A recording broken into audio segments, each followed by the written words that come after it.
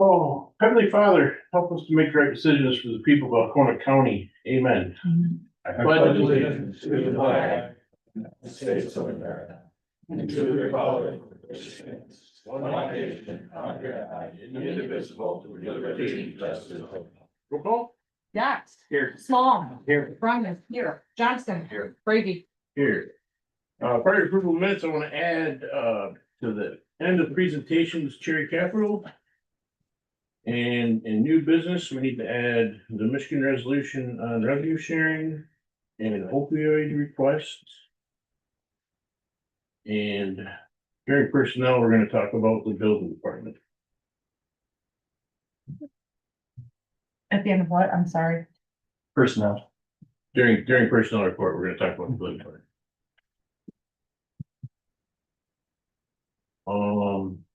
I will accept the motion, well, I'll make a motion to approve minutes from September third, who supported, any questions? All those in favor? Aye. All opposed? Motion carries. Public comment, 3 minutes. Okay. Moving. We're gonna start with Rich Castle. All right, good afternoon, Rich Castle, Community Affairs Manager at Consumers Energy. I wanted to check in, it's been a while, but as you guys know, last week we made our announcement about the future of the dams on the Asable as well as the other ones in the state. If you hadn't heard, we've decided to move forward with the sale of those projects to it's called Confluence Hydro. Their parent company is Hull Street Energy. I think those of you that been following this is something that we originally didn't think was an option, but as we moved through it, we started getting a lot of inquiries, and we felt like if we're truly gonna look at all of the different options, we had to take sale as a consideration. And so the only way to do that, we had to go through an RFP process. We got over 20 bids in. We went through all of those bids to find the ones that we felt would be the best ones to meet the community's expectations, but also meet the expectations of the regulators that we have to get approvals for all of this to move forward.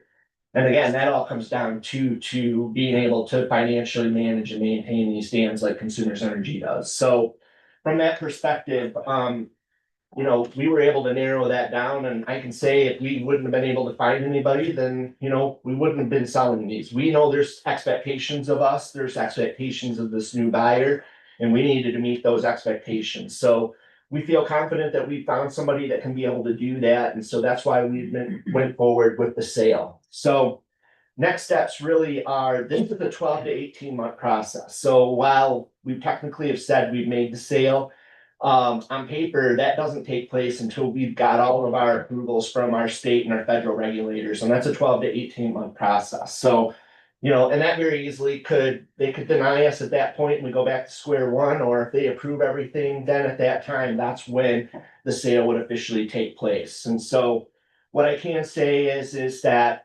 the dam structures itself, but then also the land goes with the sale, and that includes all the recreation. So that should help ease the minds of some folks. Just wanting to have an understanding of what's gonna be there and what isn't gonna be there. It was our goal, and those of you that were a part of the prosperity meetings, that was one of the goal of all the communities, was to make sure that those rec sites stayed open and, were available to the public. And so that was an expectation of ours through that process.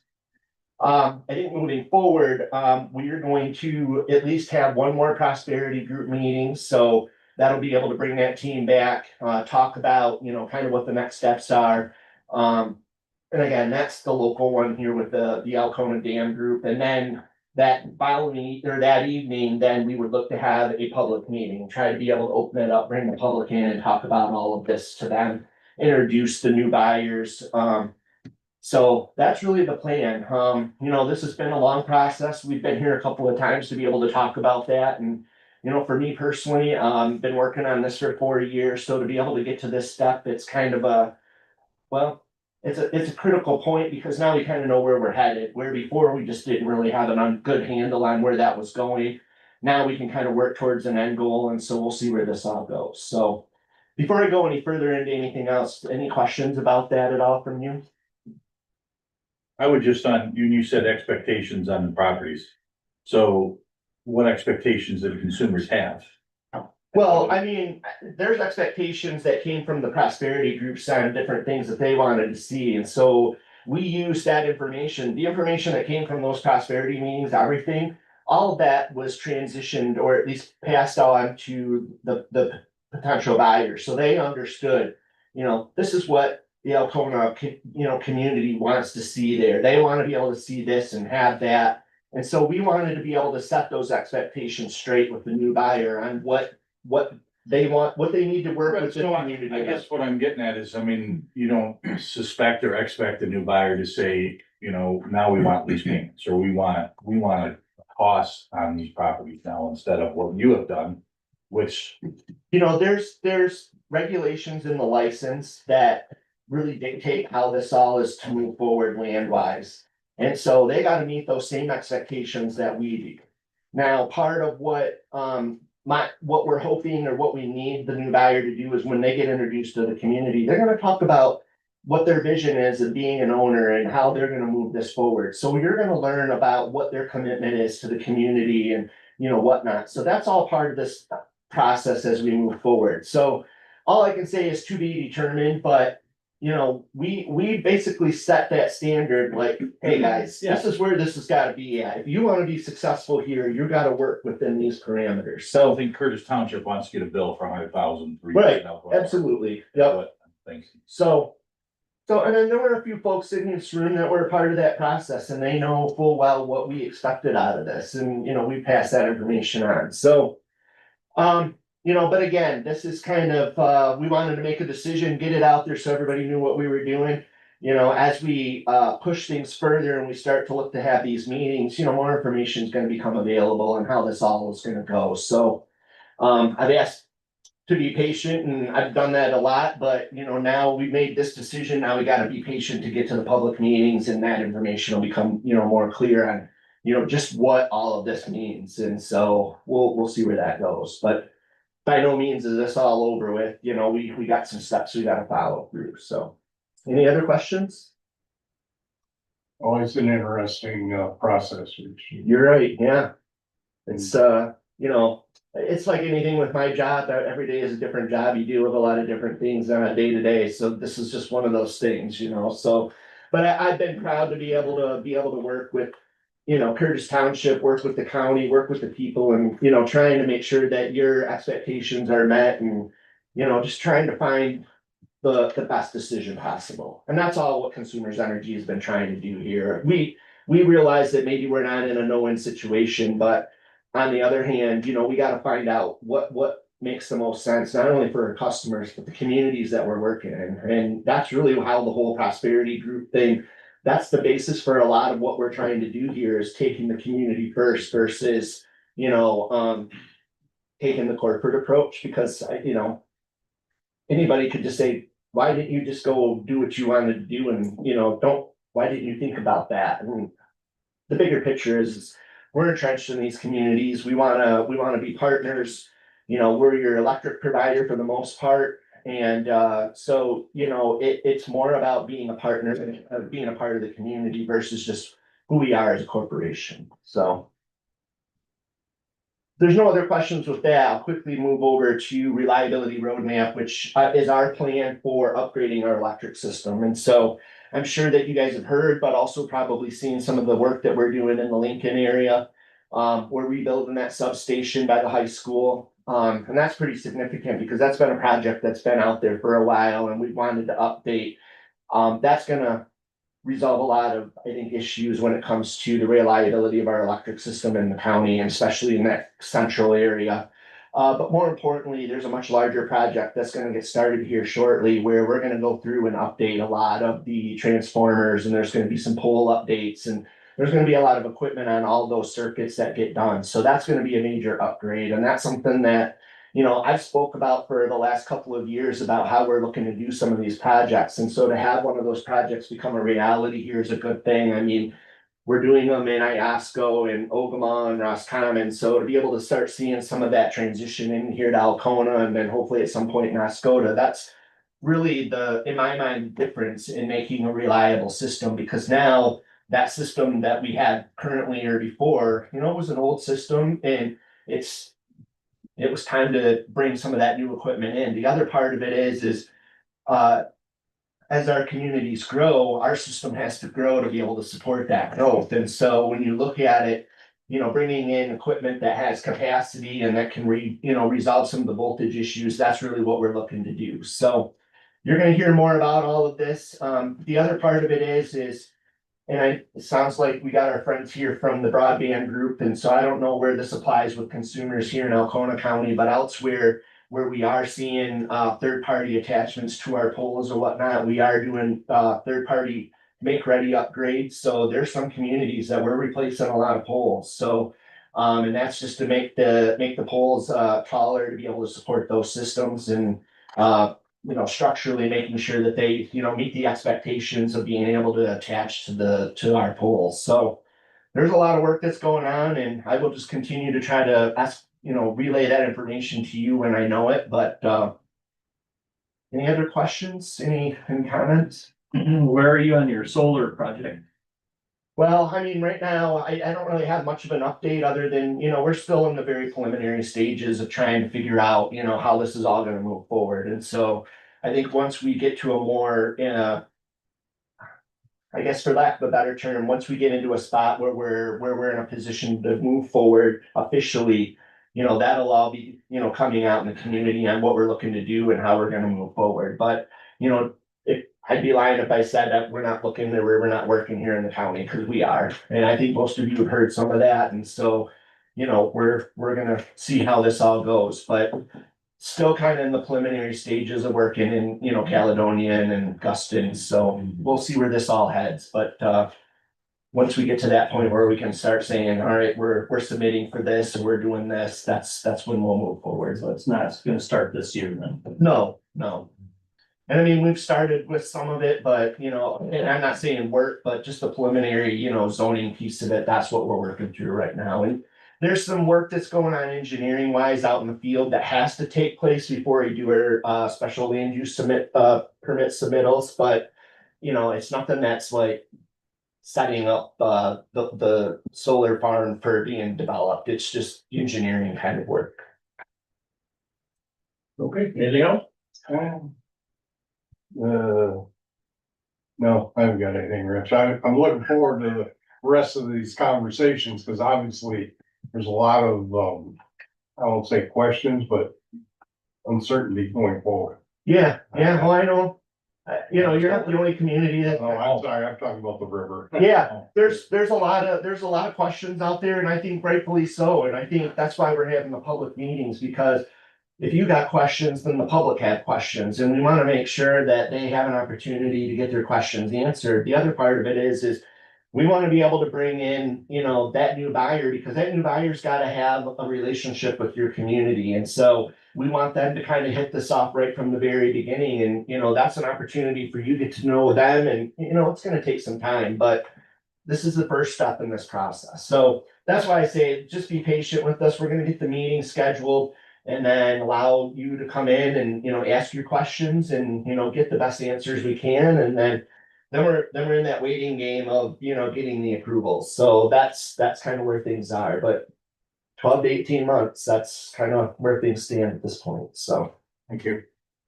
Rich, could I ask a question?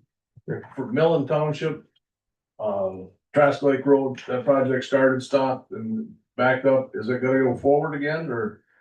I don't have an update on that. It's my understanding that yes, that's gonna happen.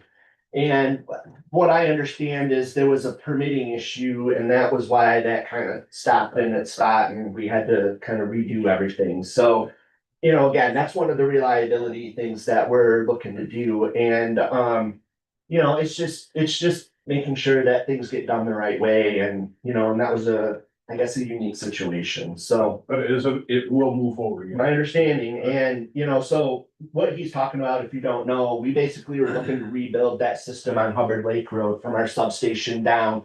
And that was to better feed into the Barton City area. I mean, Barton City is one of our problem areas. I'm just gonna be honest, when you see an outage in Alcona, it's in that area. And you know, that was our opportunity, our attempt to be able to help better resolve that issue. And, you know, we need to do a better job. And so that's something that will get done eventually here, but you know, when you gotta start over, that's kind of what we had to do. So, Just get better tape measures this time. yeah, so anyway, that's kind of where that stands, but that's the kind of work you can expect to see. I mean, I'm just throwing it out there that, you know, we are gonna rebuild the system. In some cases, it's all brand new stuff, so Thank you. you're welcome. Yeah, thanks, Rich. All right, thank you for your time today. Don't hesitate to reach out if you got any questions. You know, I'm always happy to want to be here, but if you need to talk, just give me a call. Thank you. Thanks. Next up, Dennis Smith, Millen Township Supervisor. Good afternoon, and I'd like to invite Craig Ospey from Mankato Township and Kevin Perry from Curtis Township to be my wingman. We got a That's all right. podium over there if you want. I'll stand right here. Get right in, so I can touch you here. All right, the bottom line here, we'll go back to history for a little bit.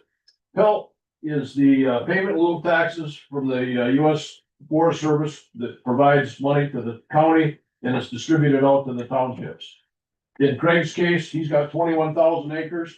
In Kevin's situation, he's got 20,000 acres. US Forest Service, Millen Township's got 29,000 acres. We have the most in the county. Represents about 60%, 62% of our land that we do not get a tax base on because it's US Forest Service ground.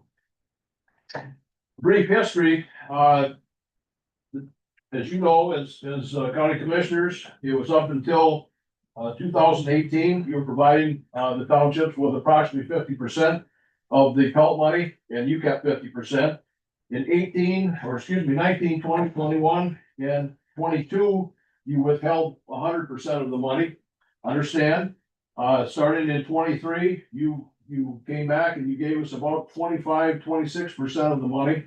I came before you in 23 and asked for 50% reimbursement of that money and versus the 25. It was denied, and what I'm looking at the Department of Interior PELT information for this year. It appears that Millen Township's gonna receive approximately $9,841. And again, I did my math on it, and it looks like about 33% you're providing to the townships this year. And using the figures that you have provided, that's for the total of all the townships, that's $37,899. Again, 33% of the $113,716. Now, again, I'm gonna ask for 50% from the board. The difference between that 33 to 50% is 17% difference. And it's a total of $18,959, according to the figures that we have from 2025. And I'm asking for the 26 budget cycle here. So, any comments from my constituents? Oh, I don't have to say is I realize that everyone's budgets are crunched. And I think we should all share in the pain, equally, but that's my thought on it. For Curtis Township, just this week, I applied for a prosperity group grant, so we can buy a community center, buy a building. Because we have nothing. We have an 80-year-old building that failed us, well, 14 years ago. So we need a place to gather, to have events. Even if I get this grant, my discretional spending is so limited at the township level. It's difficult to even maintain a newer 8-year-old building that's energy efficient. It's just difficult, shall I say. These funds would help us in Curtis Township to provide this simple resource for our people. That's all. We just want something. We don't want a castle, something, and this will help us. So if you could restore it, it would be truly significant within Curtis Township, assuming I get the grant. So, thank you. Any questions or comments? Again, we're talking a difference of $18,000. of what is provided and, what we're requesting. Thank you for your time. Mr. Chairman, I'd like to make a motion at this time that we distribute 50% of the felt monies to the townships. To be divided appropriately as to their acreage.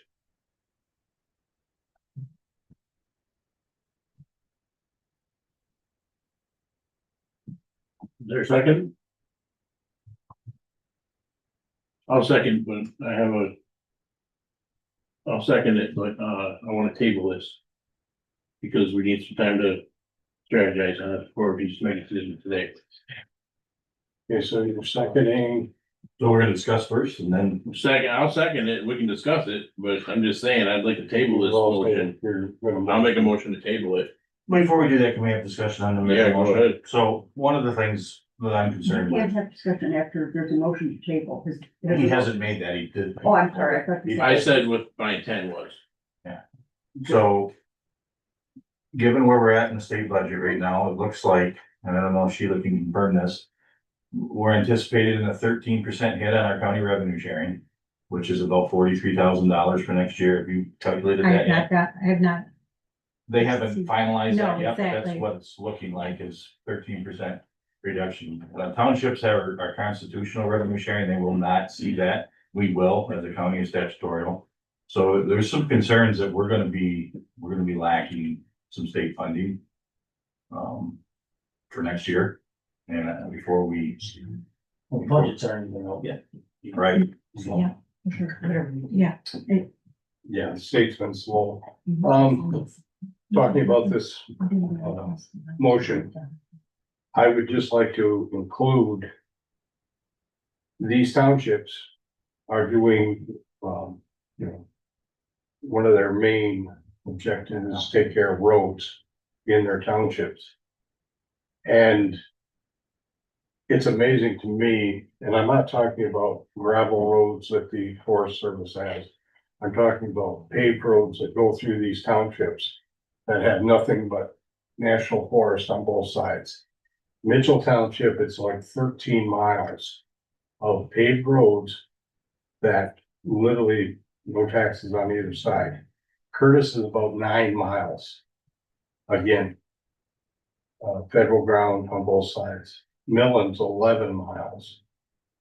Oz is like 4 miles, Mankato 5 miles. Even Alcona has like 3 miles. You know, those funds. When you think about it. And not having that, any revenue for that kind of road system, and yet they're trying to keep up with it. Is where and why they need this extra money, this Pell bundle. That's all I have. the only answer I mean, that's not an answer, it's just a comment that from the new budget that's coming out. It looks like the only increase in money is gonna be road funding for both townships and counties. So there is gonna be an increase for everybody for road funding. But does that include the townships? Yeah, it'll filter down. Yeah, well, because they have this, so they're gonna cost you through the It's county. gonna go to the rural areas. I mean, they're cutting everything else in the state only to increase road funding. I'm just terrified to, right now, when the state tells me something. Yeah. I mean, not all feel a little nervous about that. Well, nothing's finalized yet, so they're still sitting on, It's. they have a proposal, Could be but that. What about this, Terry, where we vote on this right now, but then if it doesn't, if it goes negative, why don't you bring it up again in, late October, early November, when the budgets are. You know, we have the budget numbers together, I understand that I'm just saying, if we have a vote on it right now. And if it would go down, I would immediately make a motion to do 25%. well, that stands no matter what, No, because we already have 25%. right, but that's a yearly thing. We have to vote on it every year. Do we not? Okay, I mean. Well, we can That's vote on my the 25% or 7. It's a yearly thing. 33 last. We can just vote on the 33% and the 7%. Well, they're asking, so the In- motion in is for October. 50. Yeah, that's what I was saying. In We'll in vote on it. October, 33% now, we can zero one of those numbers. and we can do the 17% in October. That'll give you Well, I don't, rid of that. I think that here's what my overall feeling on this is to act right this second is too fast fiscally, to be fiscally responsible. We can do, continue. I would move to table this indefinitely. We don't know when our information will be pulled that will help us make a decision. And that is why I'm saying we don't know. I'll second that. And the conversation around that is, we can't make that fiscal decision on the spur of the moment here today. There's a lot, let's face it, the fiscal situation is terrible right now. The feds don't have a budget. They could be shutting down. The state could be shutting down. You know, it's hard to make these kinds of decisions right now. I respect the board, trying to table it to look down the road so that we can. But, I would vote against a table. Any other comments? So we'll have a vote on the table. Left your roll call, I don't know. Yeah, roll call. Yax, Yes. Johnston, Yes. Small, No, Brumman, Yes, Brady. Yes. It's not closing the door by any means, no, but it's, we can't just, hurry up and do this right now. Now it'll be professionally on our whole business. So. We'll have to think about it. we'll have to deal with it That's right. eventually. Okay, moving on, Nick Cordis. Budget administrator proposal. Yes, for you guys, anybody that doesn't know, my name is Nick Porter. I work for Straley Lamp and Kreisline. We provide several different services, accounting services, and that varies from anything from payroll to accounts payable. Whatever services that we, anything accounting wise, we can provide it. Our firm is made up of several different CPAs, and we have roughly about 20 different employees in our firm. I bring this up because I had submitted a proposal to you guys to assist with doing your budget presentation or preparation for the amended budget and for next year's budget, as you guys were just talking about how you need to be fiscally responsible and probably sit down and think about what is your revenues actually going to be for next year. So I'm here today kind of just to give you a little, introduce myself and kind of talk about any questions you guys might have from that proposal. At the end of the day, I talked with Craig before and Adam, I'm here to be a resource to the county, not necessarily, if you guys decide to go a different route, I'm more than happy to assist in whatever way that you guys would like. If the person doing the budgets would like our assistance, I'm more than happy to help them and to help out the county in any shape or form that I can. We have lots of experience with governmental entities. I am the business manager at Alcona Community School, at Hillman Community Schools. We do the auditing services for Alpena County, the city of Alpena, and several other governmental entities, just to name a few. So at the end of the day, if, the nice thing about utilizing a firm for doing some of these services is that you don't just get one person, you get multiple people. So like I was talking about, we've got 20 individuals at our firm and, there's several of them that are very well versed in governmental accounting. And if I don't know the answer, then either they ran into it before or we know where to go to find an answer for that kind of stuff. So, and for this, my vision of what this would look like is that, we would work with the county and the different departments and to be, like I said, more of a resource in this process than anything, and to kind of help build and put everything together and to provide feedback and give any type of guidance as to what direction to go. with certain things and different ways of, how to calculate things or just if you guys, if it's more of like a second set of eyes to help verify that, you know, these numbers do look good. That is one thing, you know, as working at the school district, that is one thing that I pride myself on is to make sure that our budget is accurate because without a budget, how can you truly forecast and know where you're standing at the end of the year or during the year, so. Any questions from the board or anything that you guys would like to know more on? Or about myself or anything? For me personally, your comments covered everything I wanted to know, so. Supposed to be talking before anybody else? Okay, thanks, Nick. Yeah, thanks. Jerry Willock, proclamation request. Thank you very much for allowing me this time. I appreciate it. I was looking through proclamations and sometimes this may not be done always at the county level. But I'm thinking, you know, with what's going on this year, we're about to enter our 250th year of independence from England. And the most amazing thing that, you know, everybody downgrades our constitution. I know there was one Supreme Court justice that said, you know, I wouldn't consider using ours. But if you take a look at it, since ours was drafted, it's been in effect now for almost 238 years. Any constitution that's been drafted and scrutinized since that period, and that was one thing they didn't have in the proclamation, was to understand how good that was. You have to understand that the average year of a constitution was 17 years. And a lot of them ended in overthrows. And we're about to celebrate something really unique. I mean, we're coming up on the 250th anniversary. You know, I remember, you know, 50 years ago when I was graduating high school, you know, 1975, 1976 was the 200th year, and it seemed to be a big deal then. But as of lately, I see the tone changing, and I think it's important that this really be brought to the attention of people. And I mean, most of us in this room have sworn either previous or are all under current oaths right now to that Constitution. We've been tasked with having to support it. And to me, I think it'd be a good thing to remind the public, yeah, this is our operating system. This is what we do. And I guess I'll stop it at this point, unless anybody has a question. Don't think so. Thank you.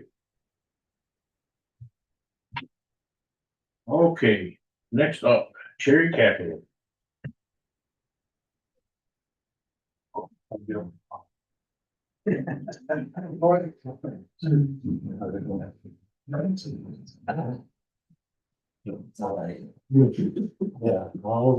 I'll start. Hi, everyone. I think the last time I was here was sometime in May. Except for a couple of updates I might have given you in the meantime.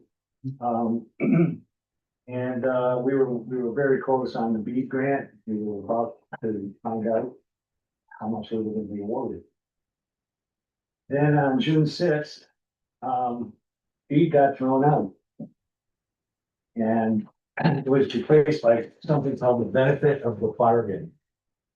And this was a new program put out by the NTIA. So everything we did with BEAD was basically gone. And we had to go through, a completely different new application process in a very short time. So I just want to kind of set the stage for this because the benefit of the bargain, we commonly refer to and affectionately Bob. The results were released when this week, last week? Last week. Cherry Capital and the EDC of the county went back to the drawing table and all the rules that came with Bob. And we had to recreate our applications under these new rules. And basically it threw away a lot of the things that we did. For instance, all of our community support was no longer valuable. That's one of them that I'm looking right at you. So unfortunately, due to the program's overall significant rule changes, Our bid, which Cherry Capital worked day and night for that period of time between June sixth and now, to get everything to hit every bogey along the way. And there were gonna be two rounds. There would be a first round. You find out where you were and that you were accepted in the first round, and you had to go to a second round, which was more about price and cost. So unfortunately, we looked really good in the first round. Second round, we got outbid. So that's where we are today. We are without any appreciable locations awarded. They went to two very specific groups. One is called strategic management. Don't ask me what they do, because nobody knows what they do. And the second one was PID&G for a little section of the upper part of Alcona County there, 1,700 households or something like that. And we've got some maps to show. And we have some maps and things to show you. But I think the overall thing I wanted to say before I have Tim and Tom Stevenson speak to what happened and then more about going forward, where we're going to be. We're not dead in water. We just did a little sidestep here. The support that the county gave to this project, the support the community gave to this project, it was unparalleled. All 13 units of government that chimed in with letters of support and that type of thing. All 13 units. I don't know how often that happens, but everybody was pulling in the same direction. And it just so happens that when you change the rules at the 11th hour, move the goalposts way out, it's going to be a difficult task. And so we're here today to kind of put a little more detail around what happened. And I want to have a little discussion about the whole forward plan, because we're not done yet. So there's no quit in this group. So this is just one setback. What do they say? Failure is failure. If you fail, it shows you've done everything you can do. So this is not a failure overall. This is just one specific grant that it happened on. And this goes on all the time. So I did want to say, I want to clarify.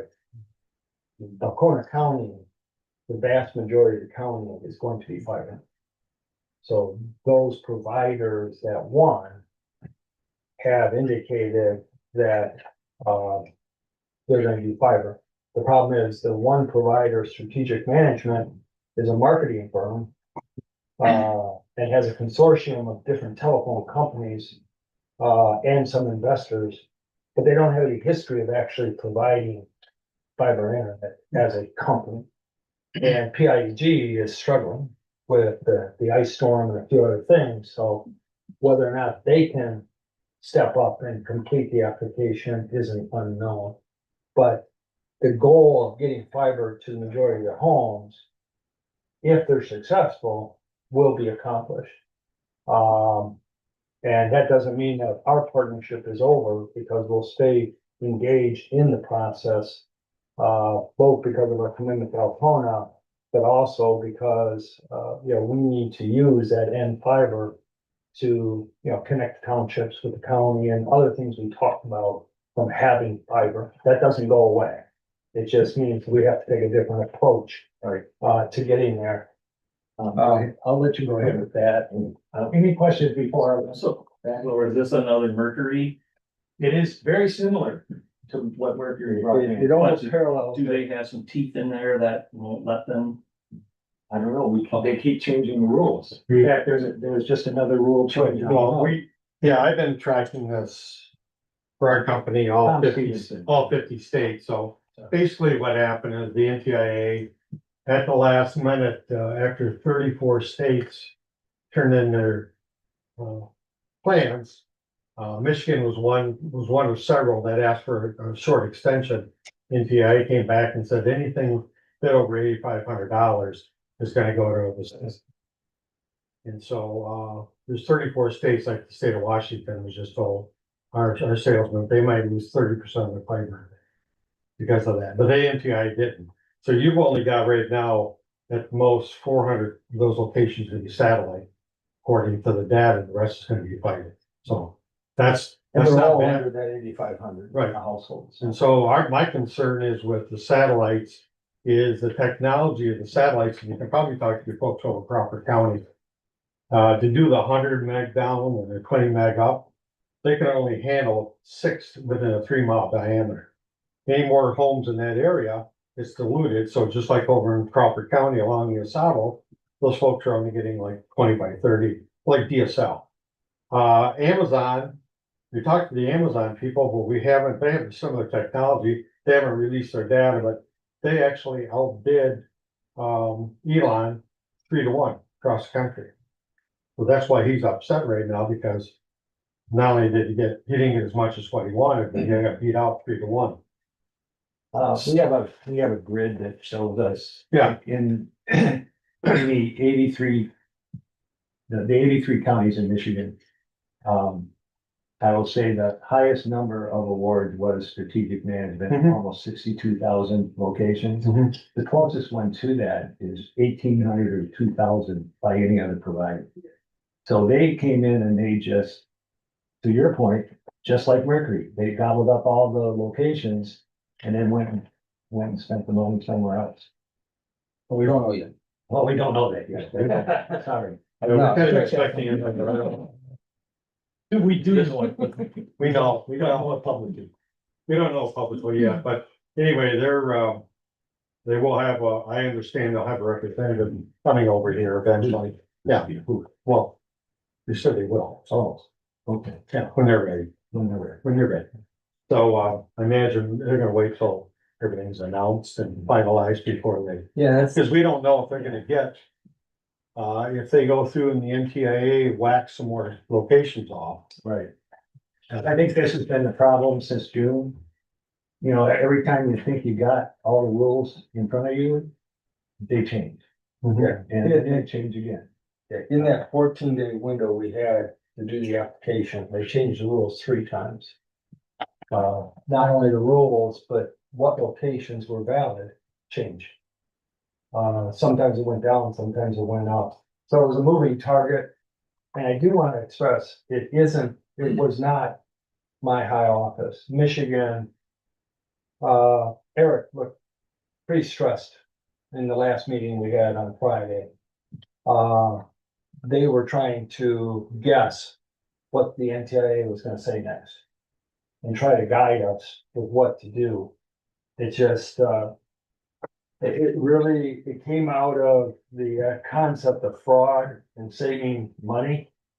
But there was no fraud in the NTIA program. It was, well, generally speaking, there wasn't. And, when you're talking about infrastructure, a race to the bottom does not result in the best infrastructure. No. That's something you want to invest for 50, 100 years. And yeah, and Michigan was doing a great job under the first program. But, so that, I mean, if you want to go into the details, I do have maps and I'll start you through it. So what we had 90 days to do before was broken down into 3 14-day segments. 14 days to allow others to make application, 14 days for everybody to apply, and then 14 days for a review process.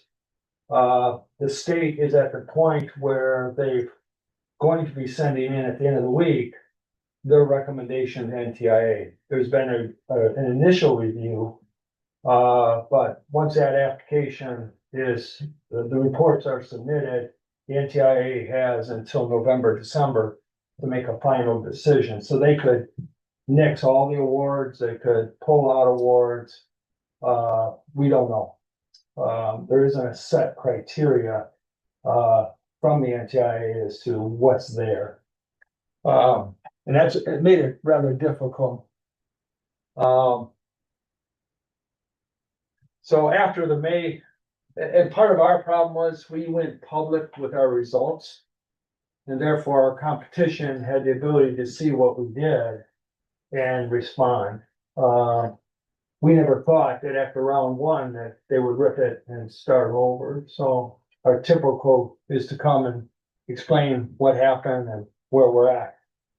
So under the Bob application, the yellow hexes where we expanded our request. Because one of the things from May was not getting into enough townships, not getting into enough areas. So since we had the opportunity to do Bob, we added additional areas and additional route miles to our application. What we were awarded are those green dots. And they're dispersed in such a manner that about 80% of our route was still needing to be built, but we were less than 30% of the households we went after. So we had 80% of the cost, but only 30% of the potential as you start to move things away. All the purple dots are the ones that were awarded to other providers. So this hex, this 1.5 radius hex that we were supposed to bid on, and everything within that hex is ours, all of a sudden that rule went away. And so we would have a house, we have a win, and then the other providers would have 3 or 4 houses around that location. So what that does is that significantly reduces our potential take rate for an area, and take rate is everything in this business. So at one point, when we're working with the state, we either would continue to try to fight, and if we lost, it would go to Leo, it would be satellite. Or if we forfeited, and allowed the 2 other fiber providers, we didn't know it was 2, it was, ended up being 2, they would have the ability to pick up those and keep it fiber. So since we didn't have a financially sustainable model, they were about 5 million in the hole, which would have taken us 80 months or longer to recover. We chose to make sure that fiber to every home was the winning bid, and we passed it back to the state as we went into the negotiation round. And I do want to say that of the 10 applications we put in, we won 9 of them. So our strategy was solid across the state. It's just we had 2 providers who were very aggressive, and we're still not sure what happened. We're still analyzing the data.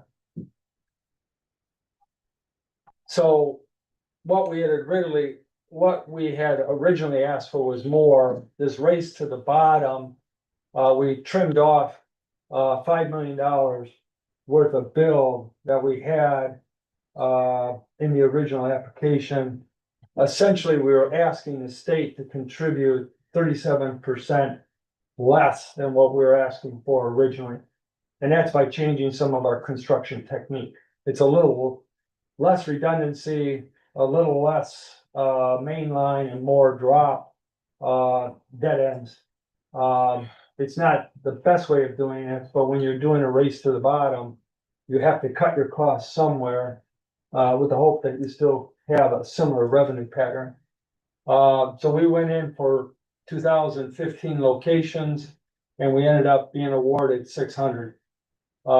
It just didn't, we couldn't match the cost versus the potential revenue and stay sustainable. Our construction schedule is the same. And this is who was awarded. I will say that I've met with Amazon. They met us up in Sault Ste. Marie because they just put up 26 birds that are, the primary target is the UP. And since we have a network in the UP, and we do the Sioux tribe, which has 51,000 members up there, they're very interested in talking to us about how to get those members on their satellite. So we are in negotiations with Amazon for a statewide program. Their technology is superior to SpaceX, but it still has a limit of what it can actually do on a bandwidth. Strangely enough, none of the satellites will be fed by the United States. All their stations are in Canada, which is a little bothersome, but their technology has to have less substations versus Starlink has to have more. But so basically, this strategic management group that won 241 million of the 909 million that was awarded. What happens to the other 500 million, I don't know, but it's not being invested in Michigan.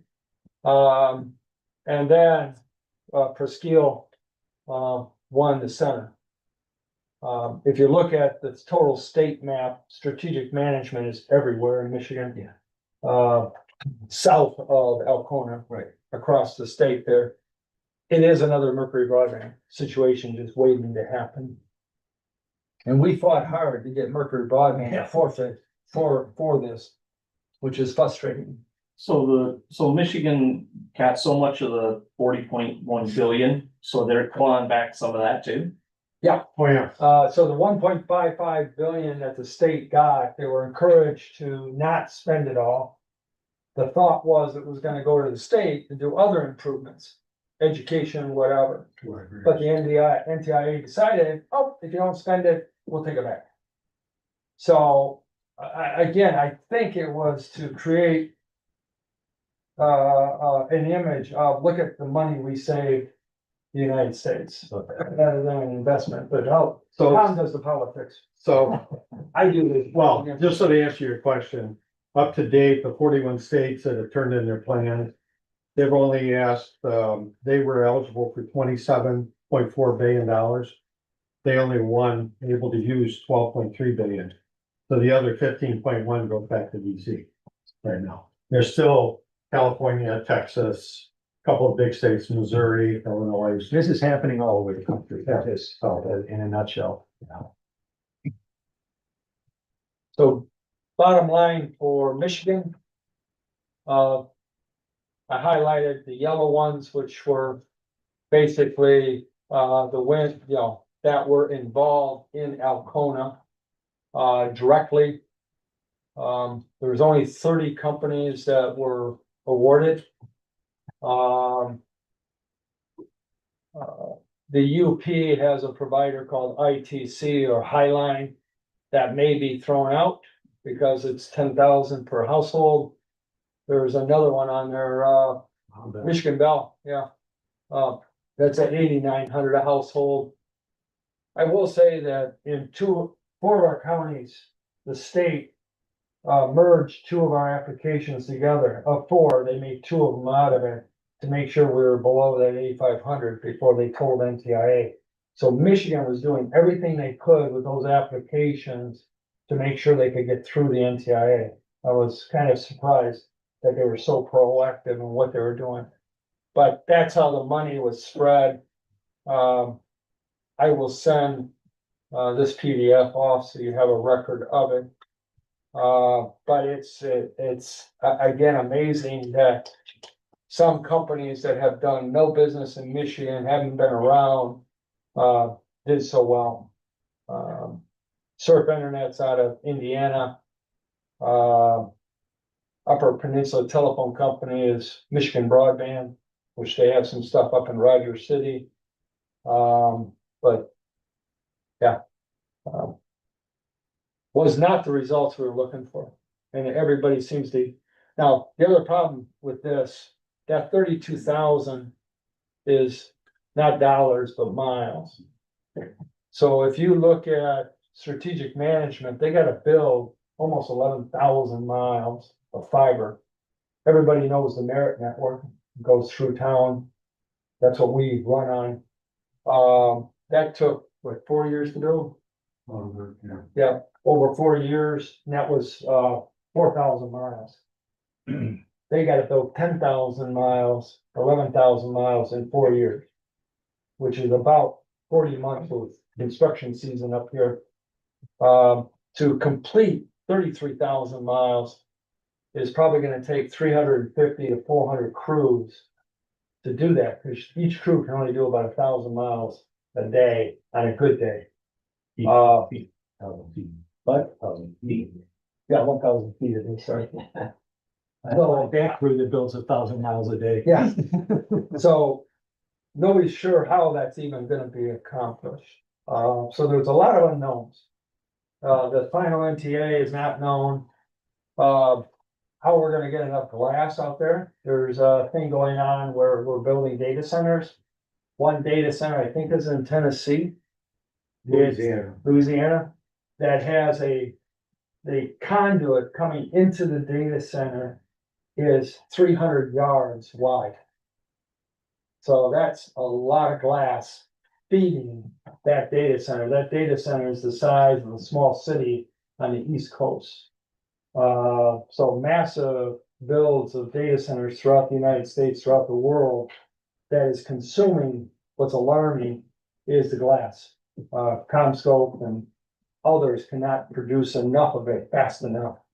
So the other problem we've got, that will affect Alcona, affect all the projects, is having the material to actually deliver the product. That problem is just now arising and will get worse with these results. And again, as your partner, we'll stay on top of that, and we'll work with distributors like Millennium and others, and we'll help where we can, PIEG and strategic management to succeed. Nobody wants us to fail. I mean, we want fiber everywhere just because it's good for our business, it's good for the economy and the consumer. We'll keep you in the loop. We're not going anywhere from that standpoint. And we'll step in as a provider and take over if we can, or we'll work out deals to the benefit of the county and the townships.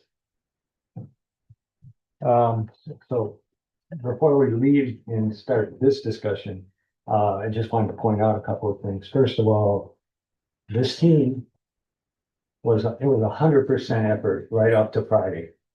And then it was the weekend trying to decipher it. And as you're hearing here, we don't even know if the rules that were on Friday are going to apply next Friday or this Friday. So this is still very fluid. We just don't know we know where we stand, but we don't know where all this other information stands at this point. But I wanted to point out that everybody, including the community, including this group, you folks, we're 100% behind this and put forth a lot of effort. And for that, you deserve some credit and thanks. We're not done. We're going to keep going. Also, what else did I want to say here? Well, let's just open it up. I'm sure you might have some questions that I covered. 4 years is when it has to be completed. That was the maximum anybody could, when we put our application in, we said we do it in 41 months. But yeah, 48 was the maximum around. And then we still got RDOF going, we still got BEAD going, and we're managing, like for ourselves, we're managing a reconnect project in the UP. So there is a lot of building going on besides BEAD, and they all get done over the next 3 to 4 years. So But that rule can change too.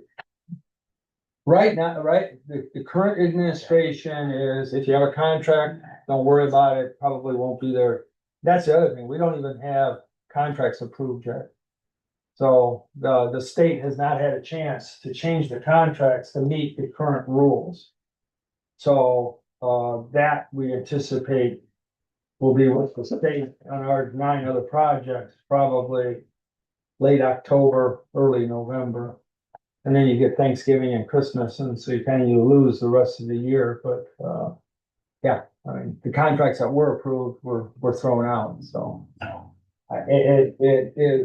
It's a disappointing action on the part of the NTIA.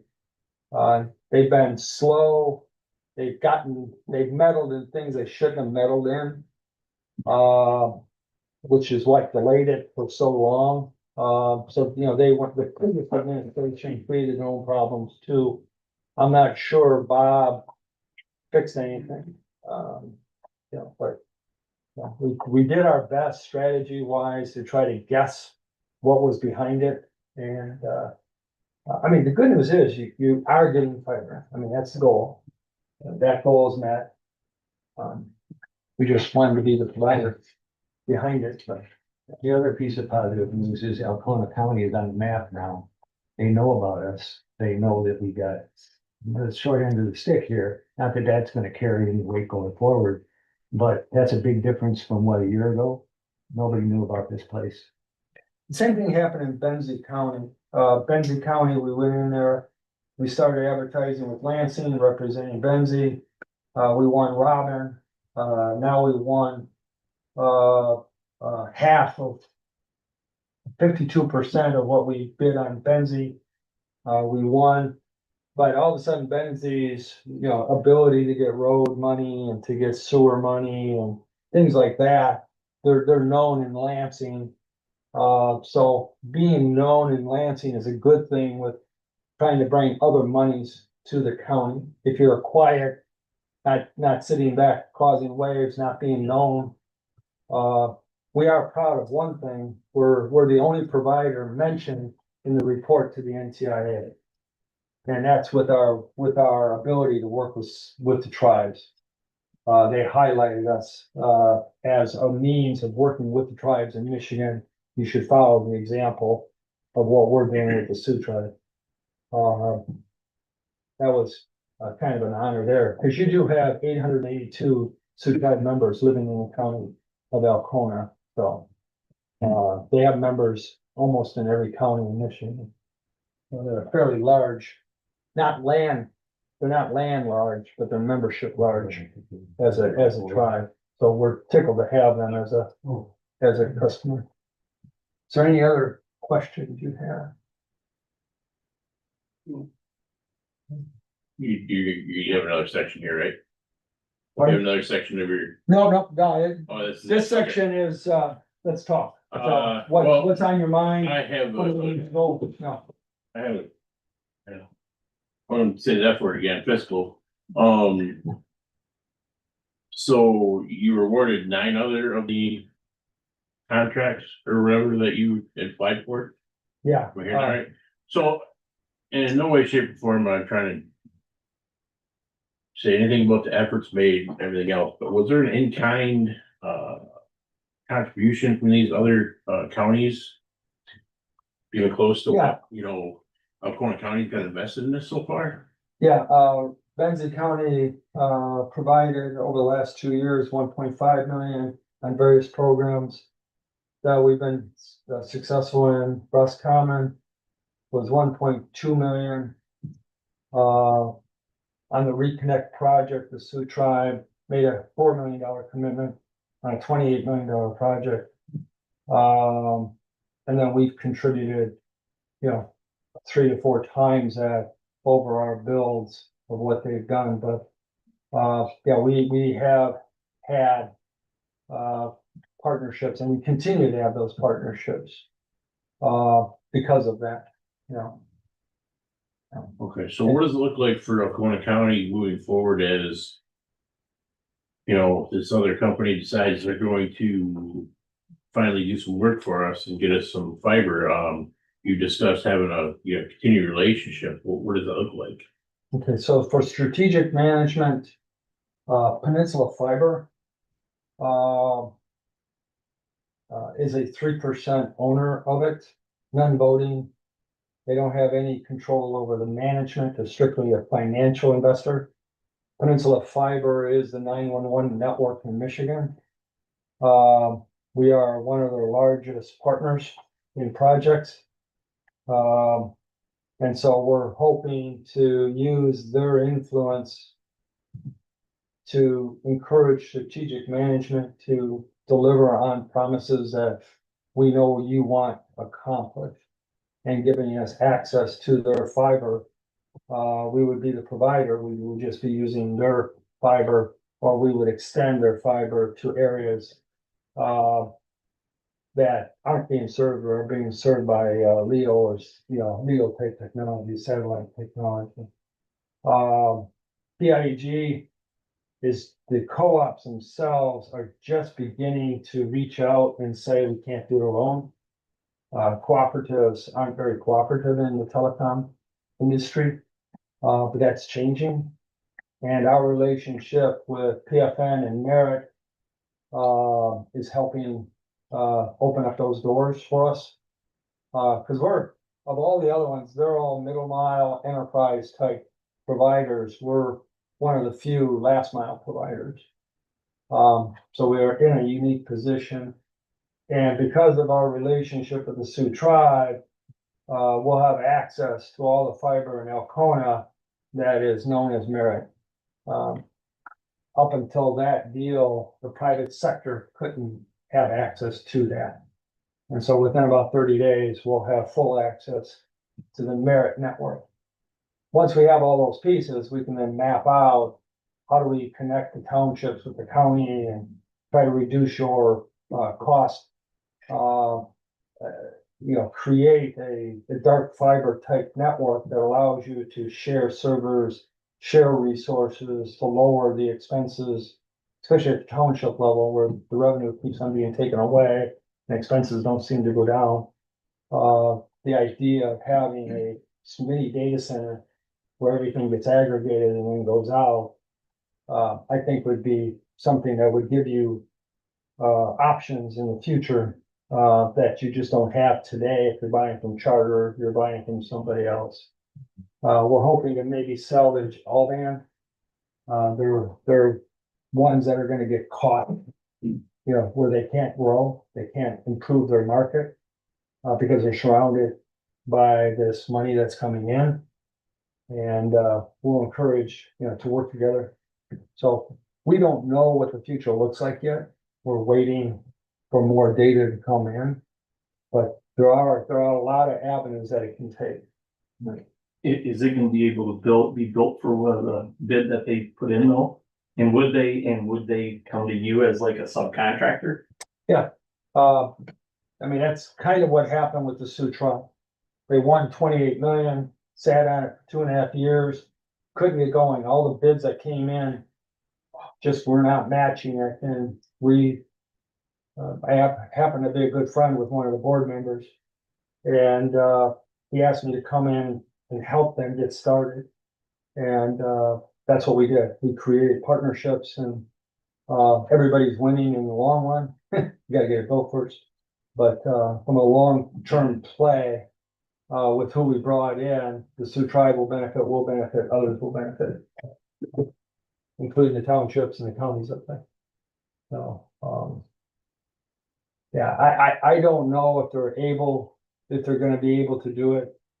I'm not even sure how they're gonna do it, because with BEAD, typically a consortium wins it and then farms it out to all the telephone companies. You can't do that with BEAD. The company that won it has to build it and operate it. So, a lot of questions with strategic there. And this is across 5 or 6 states they've won, I think, right? Several states. Several states, yeah. So I think the industry as a whole is watching them very closely to find out what they're all about. The idea of this today was to show you what happened and how fluid it still is. So there aren't a lot of answers to some of your questions yet, but our goal is to continue, beating the bushes, watching, tracking what's doing, what's not doing, and continuing to try to strategize where we fit into that whole idea. So that's what our future looks like. It's kind of unknown. You have one of those 8 balls, you turn over and comes back after a question. That's kind of where we're at right now. It's a pretty expensive 8 ball. Yeah. Well, I do appreciate that. Just a question. Yeah. We spent 1.2 Two. million. Yeah. And are we getting anything back from that now with losing this, or is that money gone and we have to start over? That money is gone. We spent it all on consultants and engineers and all those step throughs. The things that were required to make these applications, right. good applications, require that kind of free will. Correct. But that 1.2 Yes, it was. is. And because they killed that application, our money went with it when they shot it in the head. So. As an example, it was to get to round 1 and apply in round 1, and we actually won well in round 1. And then we would go on to the next step. When round 1 was thrown out, all the effort to be prepared for the Bob, was because we have this agreement, that becomes our obligation to continue. And we also put in other monies and resources. Some of them shared across our network, some of them very specific for Alcona. And so again, I mean, we try to create opportunities. Yeah, we're not used to missing the target. We've always had pretty good success with what we do. And we'll continue to fight for that success, because this is. Once again, the other thing they did is in round one, everything won at 1 gig level, which is where you need to be. The NTIA came and said, no, 100 by 20 is good enough for rural Michigan. Well, it's not. But 100 by 20 made satellite viable, made fixed point wireless viable, made other technologies less capable, available to be called priority type deliveries. Well, that shifted all the rules. But we'll continue to fight for Alcoa, and keep them forefront in the discussion. And that's really what the long-term partnership is. It doesn't even matter if you're trying to build a network and you want another opinion, we'll come in and look at it and give you our, unbiased opinion of how to do it differently or, support, whatever's there that are good components, without having a bill. I mean, that's just what we're going to do. It's part of our commitment to. Well, these other two providers they were successful in servicing Alcoa County, is my. In winning the award. Winning the award. Yeah, we don't know if they're gonna be successful in service. That's the unknown. Okay. All right. And I kind of harken back to some of the stuff you saw in your presentation about the fluidity of this whole thing, and we're not exactly sure yet what it looks like, and we've got to go out and get more input, that type of thing, and that's what we're gonna be focused on. Is once these rules get nailed down a little more, and these providers are either gonna get thinned out or blown out because they couldn't do it. So the court's still out on this group that won. They have a lot of work to get through to the NTIA that they can deliver on their applications. Any more questions from the board?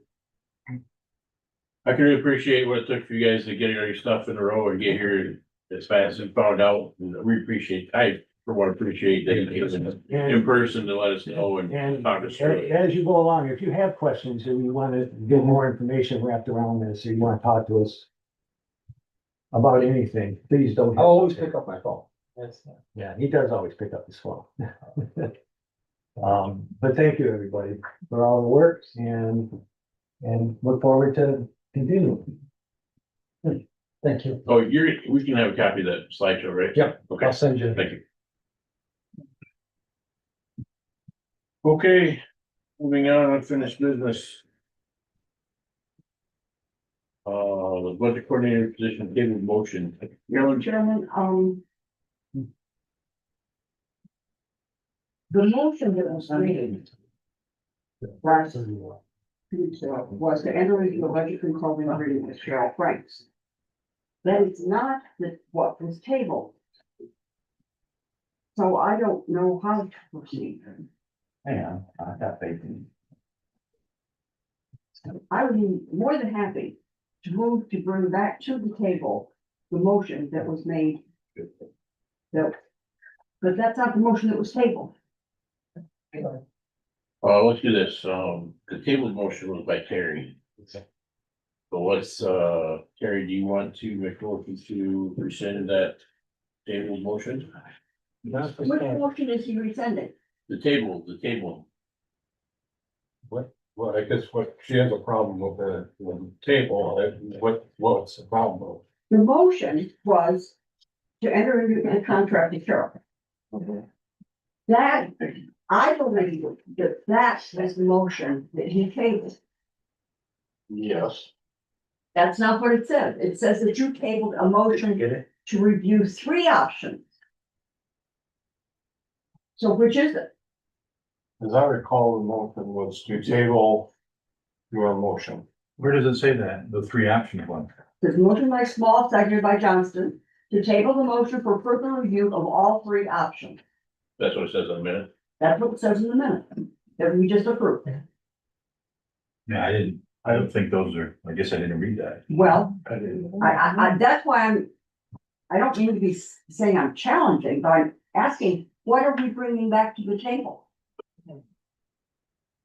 So. I would encourage with the confusion, we bring nothing back and let it die and start with a new discussion and new business. People would do that. It- Well, Okay.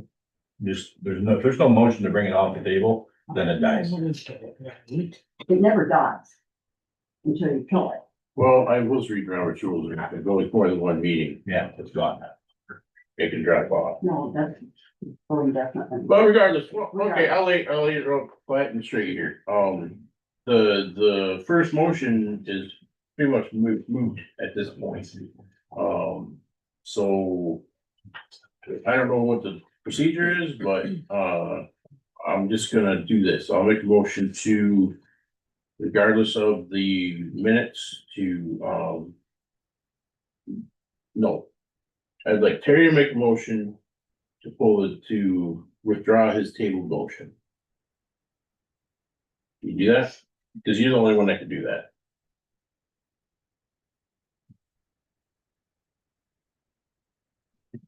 There's no trickery or anything going on here. Well, I'm thinking about the trick. There's no trickery or anything. Trying It just goes to think of it. No, there's no thing. You just gotta withdraw to get it off the table so we can continue to talk about the other option. That's where we're at right now.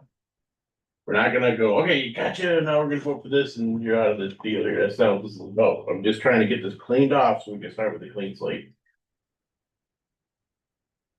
Well, from a parliamentary position, I don't know why.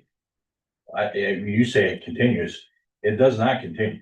If it's untabled, then we gotta talk about it. If it stays on the table and is not addressed in this It meeting, lives on the table. Just leave it. Just, only if it was made a motion indefinitely. That was not an indefinite table. That was for the next meeting.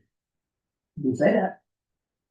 But, Oh, I so, just want to get around this because. I mean, you've got the same Good thing. for it, Terry. Be a hero. I'm the hero. Is that what it is? I'm not sure, This is something that's gotta get done, so I withdraw my motion. I will second. I don't know, I think you can just withdraw. I read it today. Withdraw and it's off the table. So now we can X out unfinished business and move on. I would make a motion then to amend the motion. That we consider any other options for that position.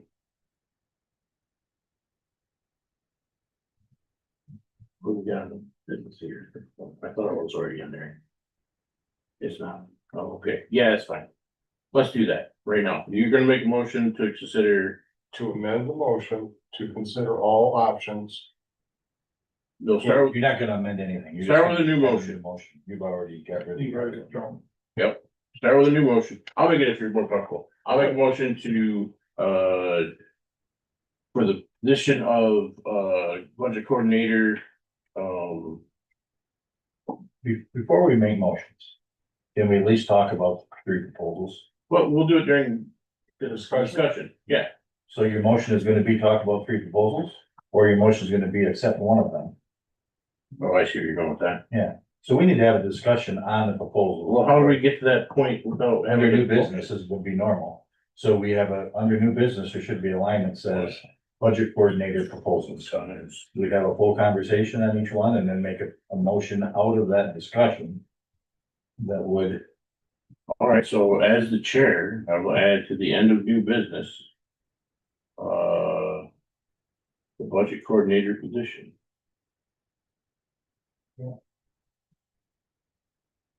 Got it. Make sure everybody record this one because this is the epic moment of me not being good at my job. Perfect. All right, so then we'll go to claims. Tony?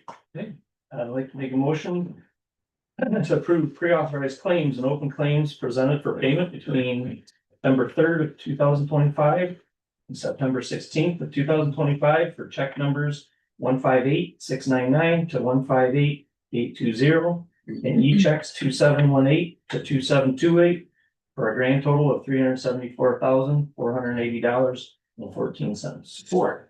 Second by Broman. Any comments? Roll call. Johnston. Yes. Brady. Yes. Small. Yes. Brumman. Yes, Yeah. Yes. Motion carries. Next up, equalization L 4029. Not much of a presentation, I just need to look it over, they're fine. Any highlights that you wanna talk about? It's not really all that exciting, unless you have any No, I'm questions. just asking if there's anything that you have. Is there any questions for, about this? How much of a raise with it, without looking at it very hard, how much was raising the evaluation, was it 13%? That's not on here, Not on there. but you get you that number, but I don't have it. You have a guesstimate? I did, I had a nice thing all written down from my own notes. So Aaron, does it, About out there. I'm sorry, what? 9%? And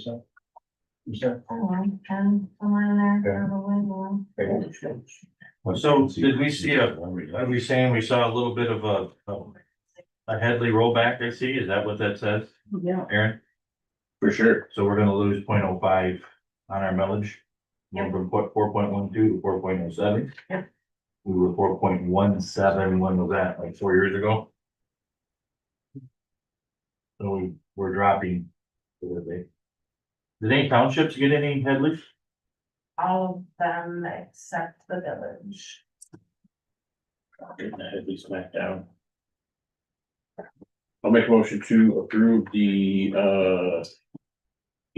equalization L 4029. Moved and seconded. Any more discussion or questions? Oh, we're authorizing the chair to sign, you need a signature, right? Yes. Yes. Yeah. Okay, then we will do a, roll call. Yax, Yes. Johnston, Yes. Brumman, Yeah. Brady, Yes. Small, Yes. Next up, Columbus Day, October 13th, 2025. So. Are you comfortable talking about a conversation we had with, Tony? I haven't heard a definite finality on that, so no, I'm not. So I don't know if we need a motion, but in my opinion, it stays the same this year and we update it next year. I would support that if you're making that a motion. I'll make a motion. Make a motion that the holiday schedule remained the same this year. And next year, and for 2026 in January, then we'll add in we'll consider the Columbus Day edition. Or Move to support it. Any questions? Roll call. Small, Yes. Brumman, Yes. Yax, Yes. Johnston, yes. Brady. Yes. That's just out for me. Next. Parks and Rec Board member appointment. Yeah, and I wish I would have gotten a written thing, but we did vote to board recommend that Doug Lee become a member again for our Parks and Rec Board. He was on there a few years ago. He was gonna be appointed for a 2-year term. So I would like to make a motion that we appoint Doug Lee to the Parks and Rec Board. And I'll get a letter from Rick Smith, from the chair, to you. Move supported. Any discussion? All those in favor? All those opposed? Motion carried. Next up, Harrisville Arts Council letter support for T-Mobile Hometown Grant Program. So I got this email from the Harrisville Arts Council. They just asked me to bring that before the board. I read it, but I don't remember it now. So anybody got it, remind me. Did it in a packet. I don't know, because I didn't receive it.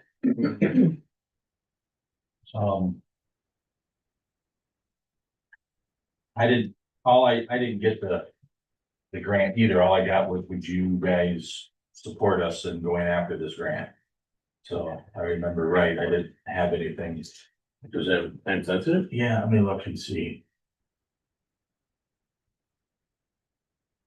You kind of need something to know what we're supporting. I'm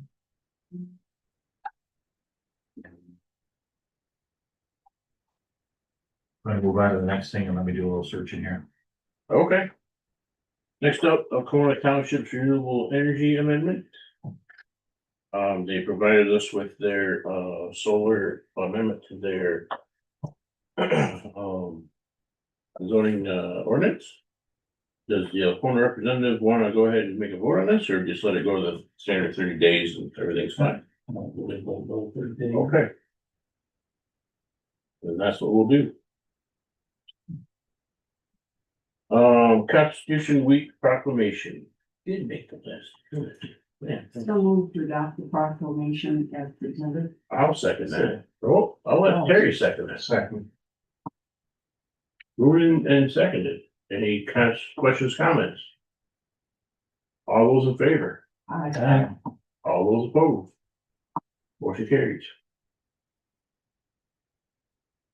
Next up, well, you got it? Yeah, so the email chain, they asked, if they drafted a letter of support needed for the T-Mobile Hometown Grant Program for $50,000 and you agree with the verbiage, would you sign it? So we can submit with an application, we need 5 letters. And I said, give me the letter and I'd gladly present it. I have not seen the letter, so I would say we put it off till 2 weeks. Okay. I have no letter that I've gotten, so I can't approve. Yep, that's fine. All right, Constitution Week proclamation done. Next, Michigan resolution on revenue sharing. would so move that we, adopt the resolution as provided for us by Matt. Is that in our packet? Yes, Yep. Let's do that. What is it? it is not. Oh, I see. Not put- Back in you got it, okay. communications. Yep. Regarding the, revenue sharing. It was.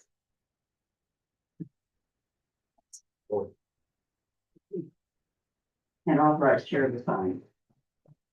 You make a motion, Carolyn? She did. Okay, support.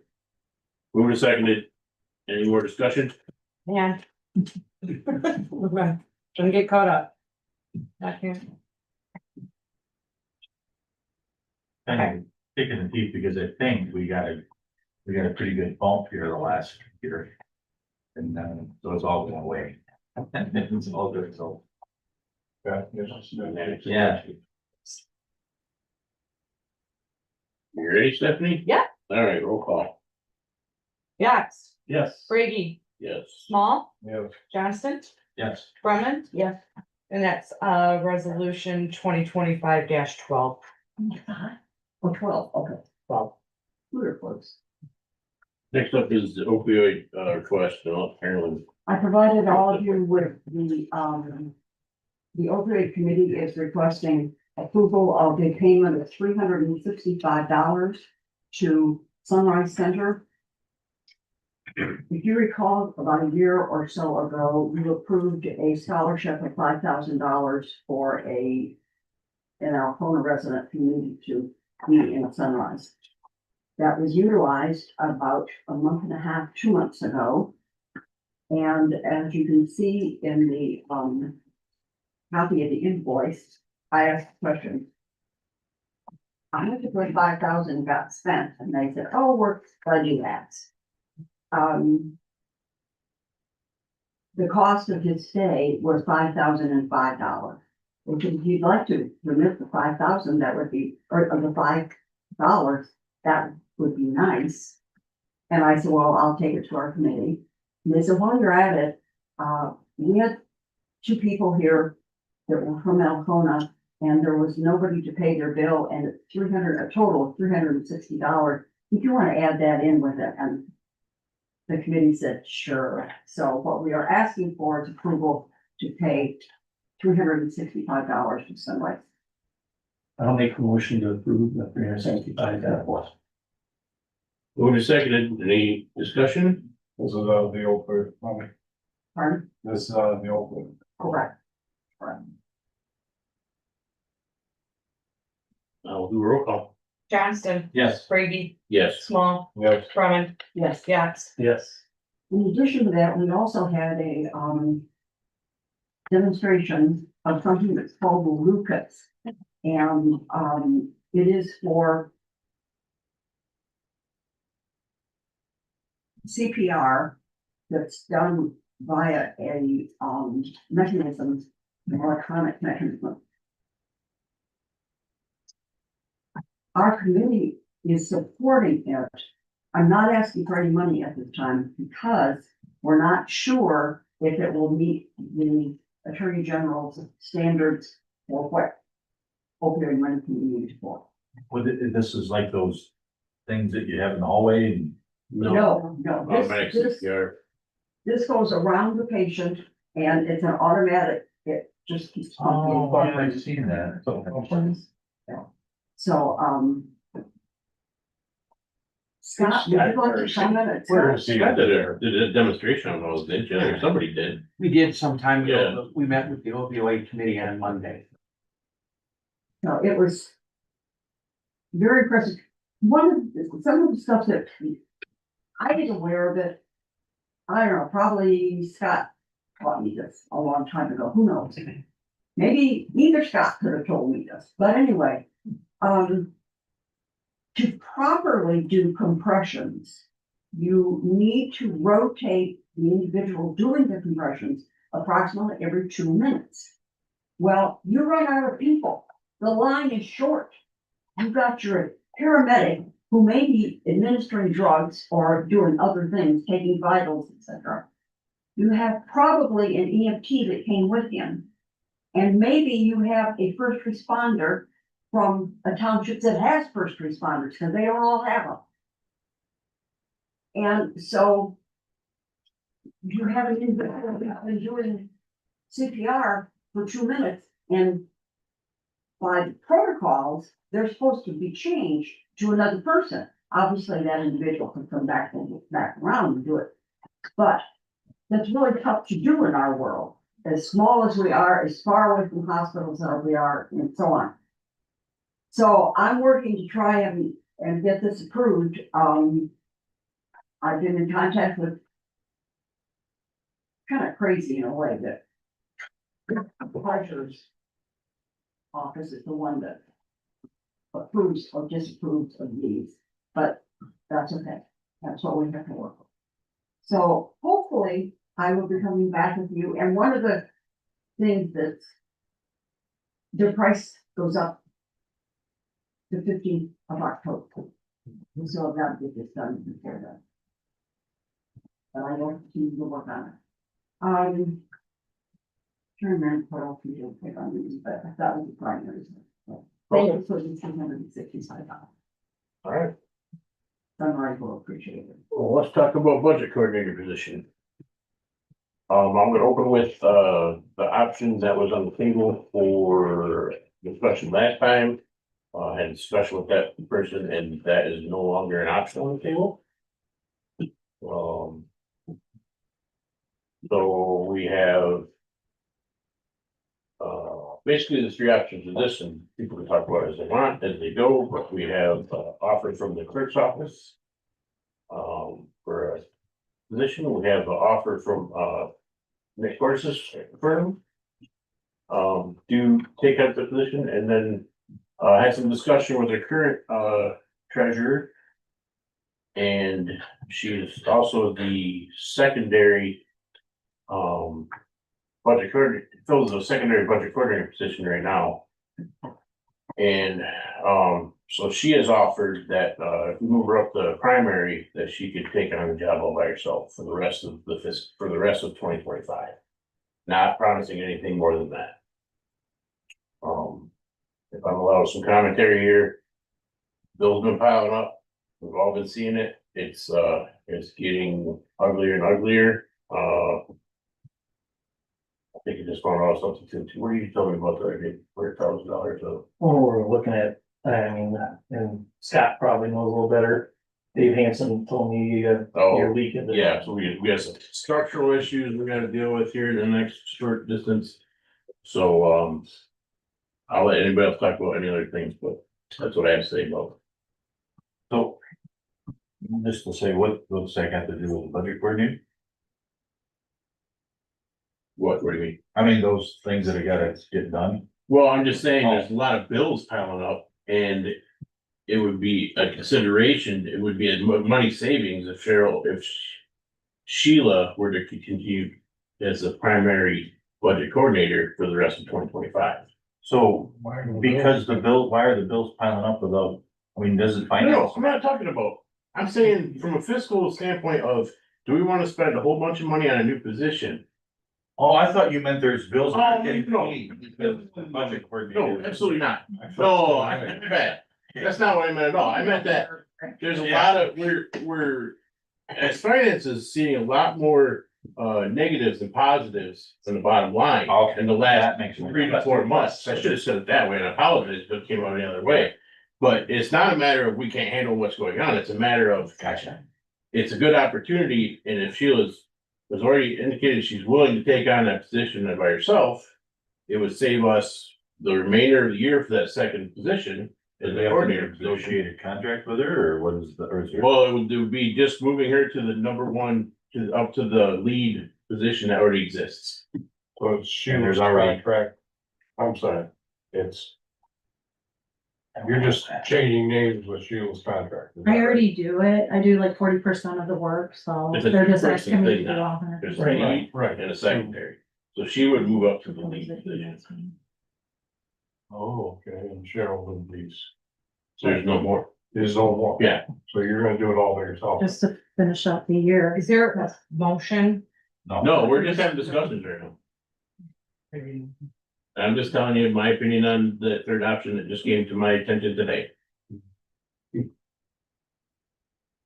So the one option would be, that we had talked about is, and that's the one that would have some cost to it, is the clerk creating our executive secretary, serving in both roles. That would certainly be probably the most expensive. For sure. So we're gonna hire, we'd be hiring a whole new person.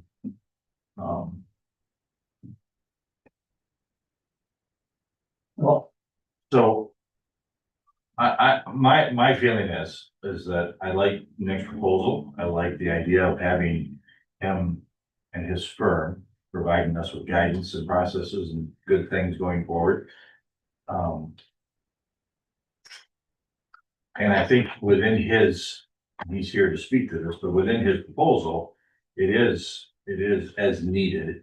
He has some indications of what it would cost if he did, you know, the full amount, but I think a part of it, he said, while actual costs may vary, we have provided the following estimates to assist in determining the visibility or the viability of the services.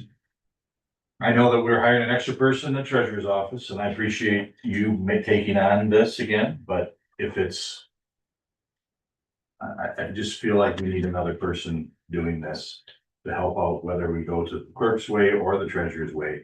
And I think the accounting firm will fill that bill very well. So what we'd have to do is come up with some kind of agreement with Nick's firm about how that looks. The retainer scenario, is it like by the incident or? So, yeah. We'd have to work out with them. I'm sorry, Karen, but I should look over there once in a while. I would move that we accept the offer of the current treasurer, Scott, to fulfill the, financial position for the balance of 2025. is that what it is? Yeah, you, That's the motion. no, you're making a motion on that? Me, I'll support that. Who seconded? Now, with that, I think we need to look at working on the next few months and getting a, whatever you wanna call it, coordinator, administrative, executive secretary. For sure. Just because I think she's done a lot of it right now, and in order to get up to speed for October, November, December. I mean, I think it takes a few weeks to even get up to speed on that, but that's just my discussion. But the concept of having those positions was having that money set aside for your position. Well, we're already in we're ending the third quarter right now, so that money's spent for 2025. Mhm. But it makes all kinds of perfect sense to use it in 2026. You know, I mean, how it's gonna look, I wouldn't call it whatever you want, but I think we need to. Well, I think it's more, we need to determine what things aren't getting done. What things already are the responsibility of any office.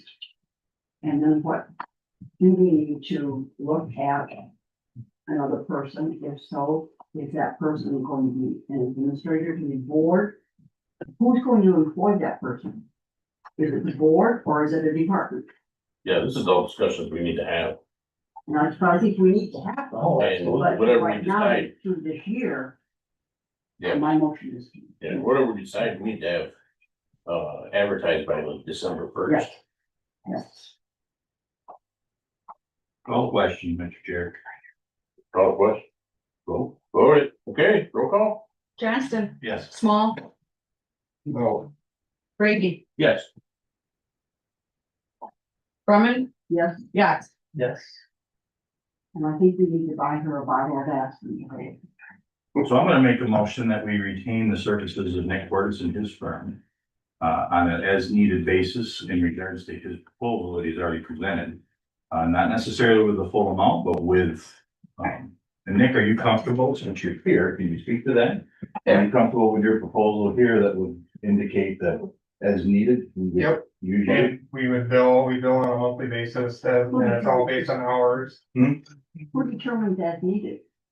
this board, finance in particular, because Okay, they'll That work could for, be a they'll finance work for their committee, whoever you commissioner. guys- Whoever you guys determine, you just tell me. So I would, and part of that motion would be, that would be determination of the first finance committee and this board to utilize Nick's firm in order to get these things done. for discussion. I'll second, yeah, I'll second. For discussion, I would too. Go I ahead, would Karen. share with you, Nick is the auditor for CLIP, Cedar Lake Clinic. Now, we've been extremely pleased with this. Yeah, he's business manager for the school and has a lot of real good knowledge on it, and so I think he'd be a great Well- asset and. We'll have to, Although, Nick, I would comment, our budget is due November 30th, not December 31st. Oh, I figured that. Well, but your letter says December 31st. Well, by December 31st, just for because that's the fiscal year. So what we're doing, this is gonna, to help. there's the no board. cost obligation at this time. Nope. Right. And we're doing the board to help. The board's hiring the CPA to assist budget coordinators, For, both offices, Finance, both clerk and till the end of the year. and it's going to be determined by the finance committee and the board, correct? Yeah. Really, finance. Finance. It's hard not to say. Yeah. Okay, any more discussion? Roll call. Small, Yes. Brumman, I don't know. She wants to do last. Circle back around. No, you can't do that. You have to Can't do say. that. No, I'm confident that we'll get done. Yax, Yes. Johnston, Yes. Brady. I got the loss, sorry. We got 3 yeses already? Yeah. I'll be a yes, I guess. Oh, fine, you go with the majority. Well, it doesn't cost us anything right now until we start pulling triggers, so there's really no harm, no And foul. if there's something that we need, we always have an option sitting there. That's perfect. I can't argue with that one. All right, man, that's all the hard stuff. Next, finance report. Oh, me again. We're gonna have a meeting next week, to talk about a lot of things. And my friend Dave here said next week's terrible, but I'll, Start of the week is good, end of the week is bad. we will, I'll get with Dave and we'll schedule a day, when we come talk about all that stuff. Now that we've, zeroed in on how we're gonna proceed with budget coordinator, you can expect, start to see, I'm not gonna give a date right now, we can start to see packets coming out to department heads for 2026 review. And I would encourage, all the commissioners at this table to look at, our line items in the budget and give your input, you know, on the 101, right? And see what's, put that in. Also, a lot of areas that get left behind are at the bottom of the budget, like, help me out. It's, Yeah. you know, like, The in-county costs that we have and the out-of-county costs. Yeah. I think it's 987 and 988. there's a Or bunch of. 988, 990. Bunch of budgets at the bottom, they're always last minute and scrambly, and it would be really cool since, I've been told 1,000 times by a particular commissioner that we are all of the, budget committee. And, if you have an opportunity to peruse those and educate yourself, and I'll be honest, I'm not the best at it. I'm not the best at it either, but I'm just saying, this is a great opportunity to learn, how that works and what we can help you do to make that move along. That's it for finance. Unless you have anything else. We don't have to move any money or anything today, right? Not today. Okay, very good. Personnel? I'll let you talk for a minute, Craig. What am I talking about? Let's talk about Dan Leclerc. Dan Leclerc, so we have, and Dan Leclerc's, has offered to, well, he didn't offer, so we have a problem. A lack of a way to have our soil erosion permits being done in the office. Carrie was our soil erosion inspector, she's no longer there, the new girl does not have the certification to do that. We had I think Dave is the one who put him on to us, Dan Leclerc, who's got certified, and he has gotten certified in soil erosion. And he's also got engineering, does he have a building license? I don't know, he's got all kinds of qualifications, very good guy. He could potentially, if he did plan reviews for 2 years, along with that, he could become a building official. Yeah, so there's Lots of our problem to get. yeah. So coming into it, so we have multiple soil erosion permits that are still needed to be finished up, and then whatever's gonna come through the end of the year. There was some questions with the union, because that was a union position who was doing those soil erosion actions. So the union, we had to chat with them and talk with them, and we think we've come at least through the end of the year to a resolution, and we'd like to hire Dan Leclerc as a part-time county employee, non-union. Temporary part-time. Non-union who will finish up the rest of the year to clean up any undone soil erosion permits and any new ones that come in. The union has indicated that they would like an opportunity for the employee who is there now to be able to get certified in that way and then take that over at the first of the year. We're gonna see how that works out. I don't know how that will be, but, you know, we don't know that's gonna happen yet. And at this point, we'd like to see we're gonna see the building department hire Dan Leclerc to finish out this year. Then we're gonna have lots of conversations in the first of the year. So I would make a motion to, I don't think we need to make a motion, Dan can just hire him. we're creating a position though. It's true. Temporary part-time, new temporary part-time position. Yeah. So I'll make a motion to hire Dan Leclerc on a temporary part-time basis. Support. From supported. Any other discussion? All right, do a roll call. Johnston. Yes. Small. Yes. Yax. Yes. Brady. Yes. Roman. Yes. In addition, EMS, we are 3 meetings deep, or we've had 3. 3 meetings deep. We are very close to having a TA. We probably will have one after our next meeting, which is when? With the union, the 23rd. 23rd. So 1st of October, we'll have, I anticipate a TA on it and to be able to bring to the board and even the whole process. Now, one more point that I would like to make, we've been approached several times on this, but our current building department manager is requesting a pay bump. He's asking for an extra $10 an hour. The position right now is a part-time at 25. He's looking for 35. I'm only mentioning it because he's asked twice, and I have to let everybody know that it's an option out there. Nobody has to move on it right now, but give some serious thought. If we are willing to, or we'll do something for him. I'm not saying it has to be the whole 10, but I'm just saying. What, wasn't that until the first of the year? No, that was a.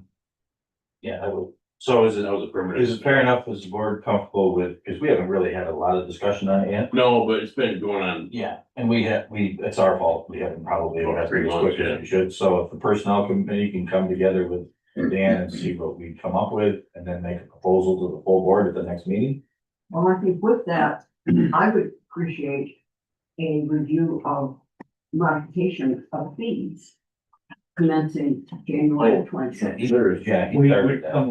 They don't call. Well, Dan, or you know more about it. He's working on these right now, schedule. There's, Low.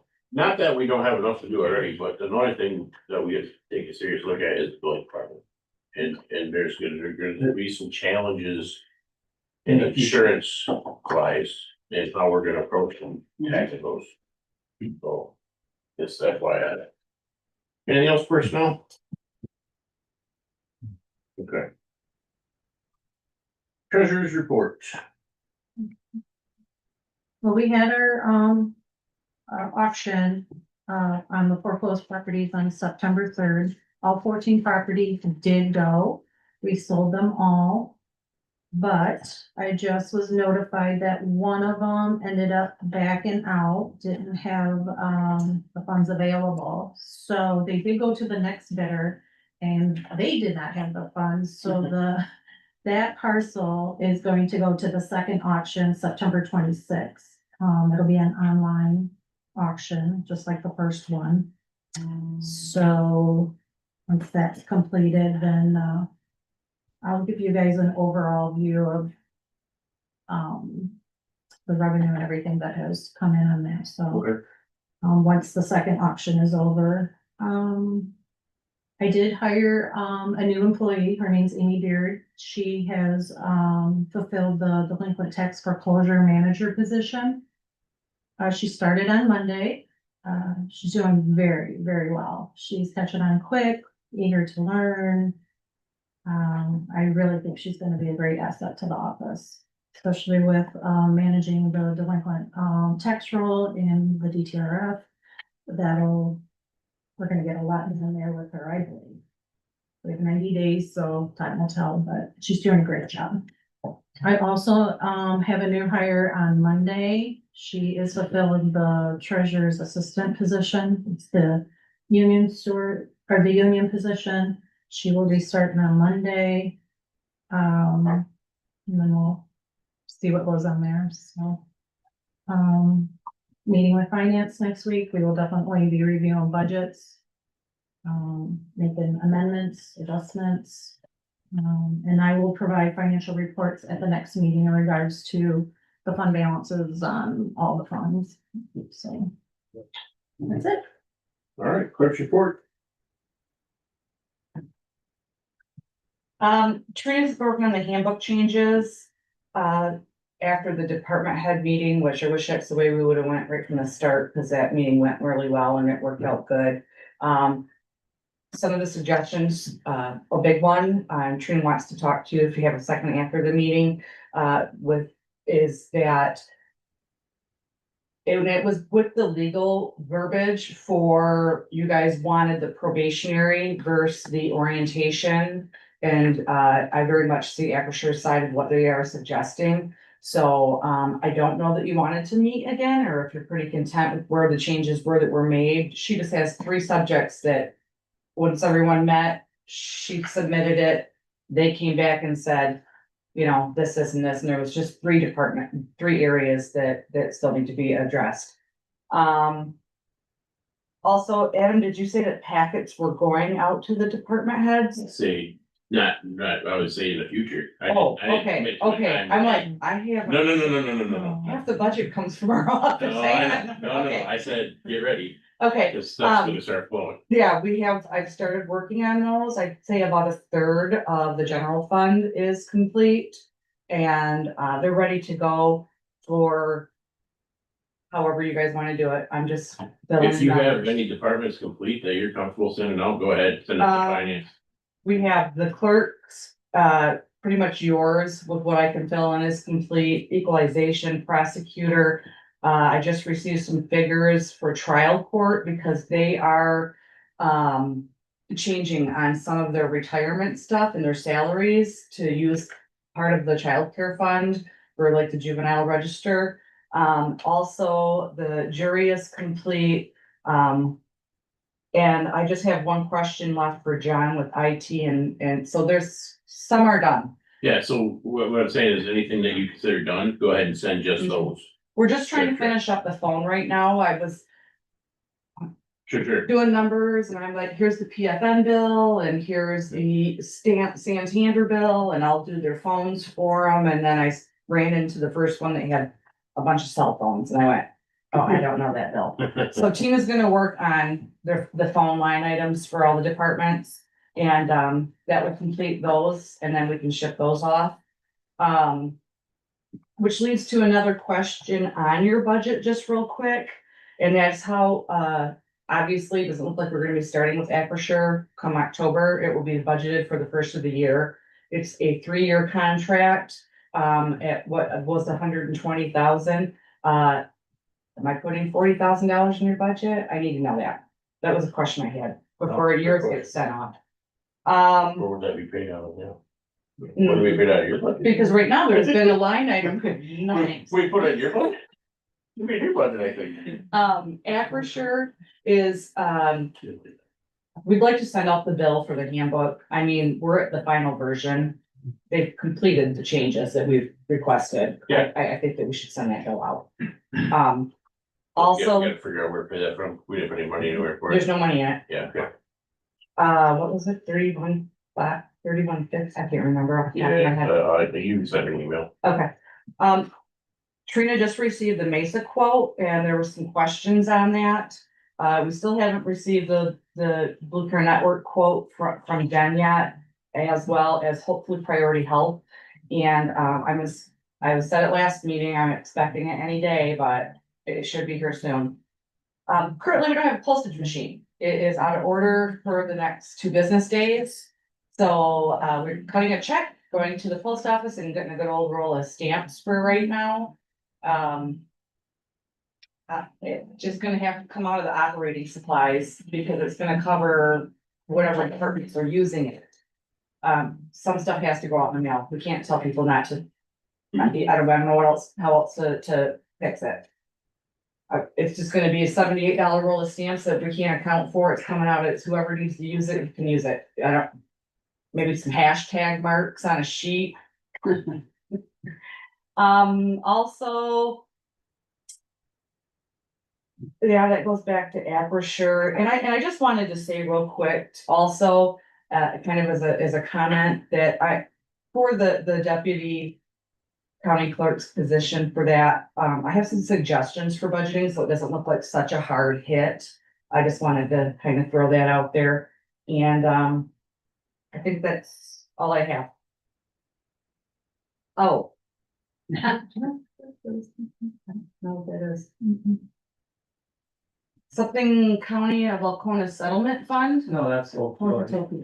That's So all. that was just informational. Thank you. Okay. All right, thanks. Sheriff's Court.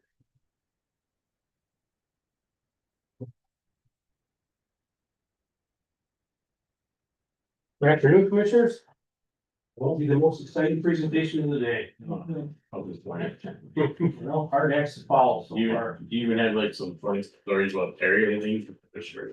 Is Jim sorry? We get this in for you. Wow. Make something along. All right, as you can see, 2 weeks ago, as a matter of fact, at our last meeting, we were in here, we were doing night qualifications. Stuff. Sorry. So we did our night qualifications 2 weeks ago. It's important that we do night shoots. We qualify twice a year, and one of those is at nighttime. The reason is half the time we work in the dark or low light. And low light shooting is a lot different than daytime shooting. So we do a lot of moving and shooting and a lot of not standing still, because that's not real world. In real world, we don't stand at a poster and shoot at a poster to hold still for us. They move. So we did that. We incorporated some use of force training along with that. And with that, that's really put us quite a bit ahead of where we need to be on our training for the year. We're doing real well on that. Sent 2 of the guys to the state police, Michigan State Police shoot this year. They did extremely well. The team of Deputy Deller and Harshberger placed in first for the Class D division. And Deputy Harshberger placed first for all the sheriffs. So we got the high sheriff award. Coincidentally, this is put on by the Michigan State Police, and they don't know how to spell deputy. So Deputy Harshberger took it back up and said, "We are not accepting this trophy until you get it fixed." So we don't have that to display right now. I'll leave it at that. My buddy from the state police left early. Unfortunately, I could have brought it in a little bit, so. If you didn't notice, I was gone last week. I was up in the UP, which was nice because where I was at in Copper Harbor, there was no cell phone service or internet service. And it was nice. It was nice. I did get a couple of text messages here and there on the top of Broadway Mountain. If you haven't been there, it's beautiful and you need to go. My wife allowed me 2 sheriff's visits up there, and that's about all I can get out of her on a vacation. So we visited the Keweenaw County Sheriff with a short visit, and the Marquette County Sheriff, who hopped in my pickup truck and took us to all the sites to see around Marquette proper. And believe it or not, we saw a mermaid and swimming in Lake Superior.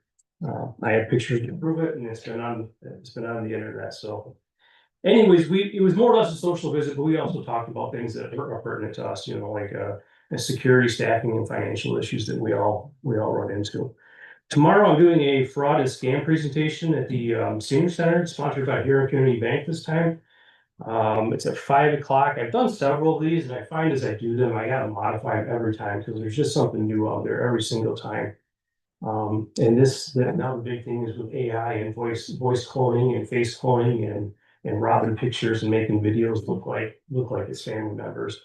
So the reason this is so important is, you know, we're not getting armed robbed anymore. We're not getting held up at gunpoint. Our houses aren't even getting burglarized like they did back in the 80s and 90s. We're getting robbed financially. They're coming after our checkbooks, they're coming after our identities, and the money is big. You know, so if you go over to Rob Huron Community Bank this afternoon, you might get 10 or 15,000 in cash, but it's high risk, relatively low reward. These scams are not. They're very low risk of getting caught, and it's very high reward, especially these fishing expeditions where they get 3 or 4 or 5 people to bite a day. They're making 100,000 in a week pretty easy. So that's why we have to protect it. And with an elderly retired population around here, we're pretty vulnerable to this. And this is one of the more highly reported crimes in my office. They're very difficult to investigate. They're very difficult to prosecute. And even if we do prosecute and convict people, they got the money. We can't get it back out of them. It's just gone. Bottom line is it's gone. Cryptos are other one that's big right now. There was a $14,000 one a couple weeks ago from a lady from Lincoln. She got scammed into putting all her crypto into one account, and it was a fraudulent account, and it's just gone. It's gone. She's not gonna see it back. Friday at 3:30, they have the Alpena Credit Union is hosting the Hometown Heroes. That's on our local veterans, law enforcement, fire, and EMS. This is usually a very well-attended, nice presentation. If you haven't been there to that before, I encourage you to go. It's nice. I think Commissioner Johnson, you've been to those. They're pretty well-attended, nice turnouts. Just got out of a Zoom meeting with the MSA Board of Directors. Same things. Budget issues are coming up with the state. Our budgets are all over the place because we don't know where money's coming from next year. They're thinking there might be something in the next 2 weeks, but nobody's counting on anything. And then we're looking at state shutdown for a while. They're $6 billion apart. Yeah, and the governor's closer to the Republicans than she is to the Democrats, is what we're hearing, which is odd, but. DHHS took a bunch of our victim services money the last couple of years because the victims we serve apparently aren't the ones they want us to serve. So we're looking to replenish some of that. And again, I've mentioned this before, but the officer involved shooting policies are a big thing for us. And we've got PAM, which is the Prosecuting Attorneys Association, on board with us. And if you're not aware from my other conversations, the director of the state police thinks that all officer involved shootings need to go to the Attorney General's office rather than being looked at by local prosecutors. And again, I'll mention that local prosecutors were elected to do that and look at those. Not the Attorney General is supposed to be looked at locally unless there's extenuating circumstances. And we've made a good push that the locals, meaning the sheriffs and chiefs, that ours get looked at by the county prosecutors. But we'd also like the state police, when they're involved in shootings and use of force situations, they'll also need to be looked at by the local prosecutor rather than the Attorney General. Some of our taser equipment arrived and did the bill. I've got that submitted for payment. I think we'll get the rest of it after they get their payment, but we're looking to roll that out in October or November. And like I said before, I'd like to have some of you or all of you over at some point or another to take a look at the virtual reality training on that, because it's pretty slick looking, and I think it'll be a real eye opener for you to see how that looks. I can't speak to this very much. I could probably ask Tony, but several of our officers attended a training last week at Parsley Fire Hall with their spouses that dealt with mental health and first responder, their feelings and how they do things. And it was pretty well attended by our office and very high regards on it. Unfortunately, I was out of town and wasn't able to go, but first responder suicide is ridiculously high in Michigan, particularly in law enforcement. So trying to get ahead of this one way or another, and this is one of the ways we're doing that here in Elkhorn County, and I appreciate Tony bringing that to us. That we didn't, I don't think we got anybody the first segment, but we did That have. was your office, but the Yeah. first one was attended by others. and Yeah, and we heard good things, and we got to the second. That was fantastic. I appreciate that. The Asco Sheriff is bugging me about getting together for a lunch to talk about their agreement with their jail. For housing of next year, again, I think it's gonna be quite a bit higher than it is this year because of numbers and prices and all the things I've mentioned before. So we'll look at that. I've also got some calls to the Michigan Department of Corrections to see what it would take to house a small number of people here. If they're gonna let me house between 5 and 10 people here with minimal staffing, then I think that might be a reasonable alternative to go to. Rather than shipping them down there and paying what they're gonna want. But the numbers are just not in yet, so we'll have to wait and see. I'll probably have numbers from him relatively soon, but what the DOC gets me. They want us to fill out a questionnaire and they'll get back to us on that. The last thing is, to date, we've worked 1,214 hours of overtime, which is 121 hours each. That's 3 weeks of overtime per officer at my office. Just throwing that out there, we're all overworked, we're all picking up new duties. But you're not finding anybody else at the county building that's worked 3 weeks overtime this year. Just my staff, so. We're hurting and budget's coming up. I'll be asking for more staff on my budget. I'll be asking for some jail staff. It's gonna be up to you guys whether you approve that or not. Obviously, you're the approved holders. So when it comes down to it, I think the jail is a popular thing to have in the county. And talking to people in the community, they think it's popular and they want to see it back. Maybe not in full stride. I think we can probably do it at half if DOC lets us, but that's gonna kind of be up to you guys. My proposal is gonna be a half staff jail at this point. That's we'd rather sit at home in that yard, right? Yeah, but I think if we can opt out of a contract with Asco County, I think that offsets quite a bit of that, so. Yeah, I look forward to seeing that. Yeah, a lot of moving parts, moving numbers here, a lot of things that can fluctuate. And I don't want to get too far ahead of things depending on what the DOC tells me. I mean, if they come in and say, Sheriff, you can't, matter of fact, you're not gonna get away having two corrections officers on duty like you used to. We're gonna require 3, then it's a no deal. How many, No brainer. How many inmates do we have right now? This morning we were 7 or 8. We ran about 20. Most of the summer, for some reason later this summer, we're low. But this winter, we ran overages all winter long. And I just got the 3rd quarter bill with no overages on it this time, so. Yeah. You know about the roof here, Yeah, before I left on vacation, he mentioned it's leaking over top of the dispatch area. And apparently, when we did the addition in '99, that's the part that's leaking. And the warranty is up on that part of the it roof. was up in 2014. Was that? 2014. Yeah. It's up. So we redid from there back over top of the jail more recently than that, but the front part over the addition it was done in '99, and that's what's leaking, and that's not under warranty, so. Yeah, he came up, they had estimates, so that's just something you have to look. Yeah, 25,000 for over the sheriff 911 and then 98,000 for over the jail. yeah, I would have to see when the jail was done, but I don't think it was that long ago. I think that he said the warranty I thought was up in 26. So it was just out there, putting it out there to kind of think of what Right. I don't know how bad it is. Obviously Dave's not here, so I didn't. Yeah, I don't know either. I know the jail was not leaking, and it kind of surprised me that this part was leaking over the central dispatch director's office, so. Yeah. Okay, any more questions for Scott? Yeah, the last thing, you got 2 deputies on corridor. Oh, yeah, so right now, we're talking about overtime, but right now, I had to call in 2 deputies on overtime to transport a court-ordered mental petition to the hospital. And they gotta sit there until they're admitted or released. Oh, good. Yep, and this isn't every week, but I bet you we do 2 a month of these. And they don't do a secure facility, we just do a handoff, it's regular. It's different every Yeah, time, well- unfortunately. So, sometimes if they're not a secure patient, then we would end up having to transport them somewhere else in the state. juveniles, we are obligated to transport their award of the state, as are homeless and, but once in a while you get lucky where they'll self-admit and they'll be calm enough that they can be transported by family members or the hospital, but sometimes they're not. Sometimes we have to transport them. Yeah. And they're two-man transport.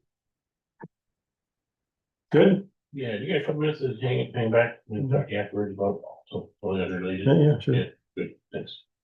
Might need to get a drink of water, but. And I'll take about 20 seconds. Oh, yeah. I'll be around. All right, committee reports, Carolyn. The only other thing besides the opioid, stuff, is, we finally, thanks to Dave, we have someone who is repairing the sidewalk and the, parking area at Harbor Town. We have a problem now with the front door, that faces out to the street, but I think glass can't get to that until sometime next week. The door to DHHS is, on a hold right now. Dave's it's in, but Dave is going to take care of the installation on that with Alpena glass. And as far as the sidewalk and the lack of support, really, I can't say support of the sidewalk, particularly from the door in the middle of the parking lot that goes into Precious Paws up to the DHHS and beyond a little bit. That is going to be repaired. Like I said, finally, over 10 years, Dave and I have been trying to get funding. And when we have, we've gone down to pretty good. Oh, that's way too big a job for me, or, that's not big enough for me. I have a bigger job. We finally have somebody who has that fence to do in town. If time and everything else allows, we may see if we can get the, maybe put an ad in the paper, see if we can get the driveway, the parking area resurfaced. It's not in good shape at all, but weather may prohibit us from being able to do that. Too cold, too wet. So. Well, they usually stop by in first of November or middle of November, so. Yeah. Are you just putting a bid in to see what it even is? No, Oh, I mean, things change. yeah. We'll see. But that's about. Been busy, a little bit busy with. But, that's all. Okay, Dave. That's health department. We still are waiting for a few more parts on that well. So that well now is still flowing 600 gallons. I don't know if it went down. I talked with Corey and asked if it's still secure and they think it is. So that's probably, but hopefully that gets done soon. I mean, I asked and he didn't know. I mean, you take that much water out, I mean, is land gonna start settling? Or if it's something coming back in. Depends what the aquifer is like. But, yeah, I had a couple township board meetings, but that's about it. Derek, and the NEM's meeting, they're of course concerned about the cuts and also shut down the whole Fed and state. CMH mental health is, seems to be pretty well funded at this time. They're doing okay. Be attending NIMCOG tomorrow along with MM, the materials planning. The actually two of them won't be attending. That's all. Great. Don't have any meetings, but there was enough of them. Communications are in your packet. Public comment? Just real quick. Oh, yeah, go ahead. Gary, do you have something to say? No, go ahead. Oh, I do have a few more things I totally forgot about. Bob Hoke, MMRMA, our risk manager, has assumed more of a managerial position. So our new rep is, his name is Seth, I can't remember his last name. Also, when Scott was talking about the overtime for his deputies, as well as the overtime for EMS, that is what workers' comp is based off of, are their salaries, their wages, due to the hours worked. So that really drives up that bill. Tina has provided a spreadsheet that will, what it needs to be fixed for, which I will present at the finance meeting next week. What it needs to get through to get paid for the rest of this year. So that is done. Also, Trina received the MERS actuarial in time for budgeting, so that was great. All divisions went up, except for one, and that was due to, those Teamsters hirees that came in, at the last second with defined benefit before their divisions were closed. So it helped some departments, and some departments that have less people got hit hard. And the way that we do the bill, there's other options for the bill to explore. But there are an excess of monies, and I've discussed this with Sheila, and where some of those other departments got hit hard with the bills, hopefully we can transfer some of that retirement money, as long as, you know, like all the department heads are aware that this money is gonna be utilized to go pay. It's not there for your use, don't try to take it and use it somewhere else when it's not there. So we have that if you wanted to see it. That was kind of good and bad. So the way the bill is paid now is that flat rate fee for that 15-year amortization to bring down that unfunded liability. And it just increased with that happening. And a lot of the MERS retirement lines got thrown off because of 2 people retiring.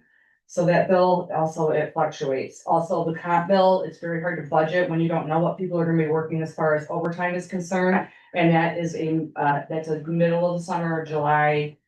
That's its bill rate when it comes in, yearly billing rate. And I think that was it. Okay, I'm done.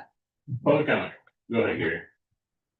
I just want to thank you for passing that proclamation. I think people don't really appreciate what we have in this country, what we've had in this country.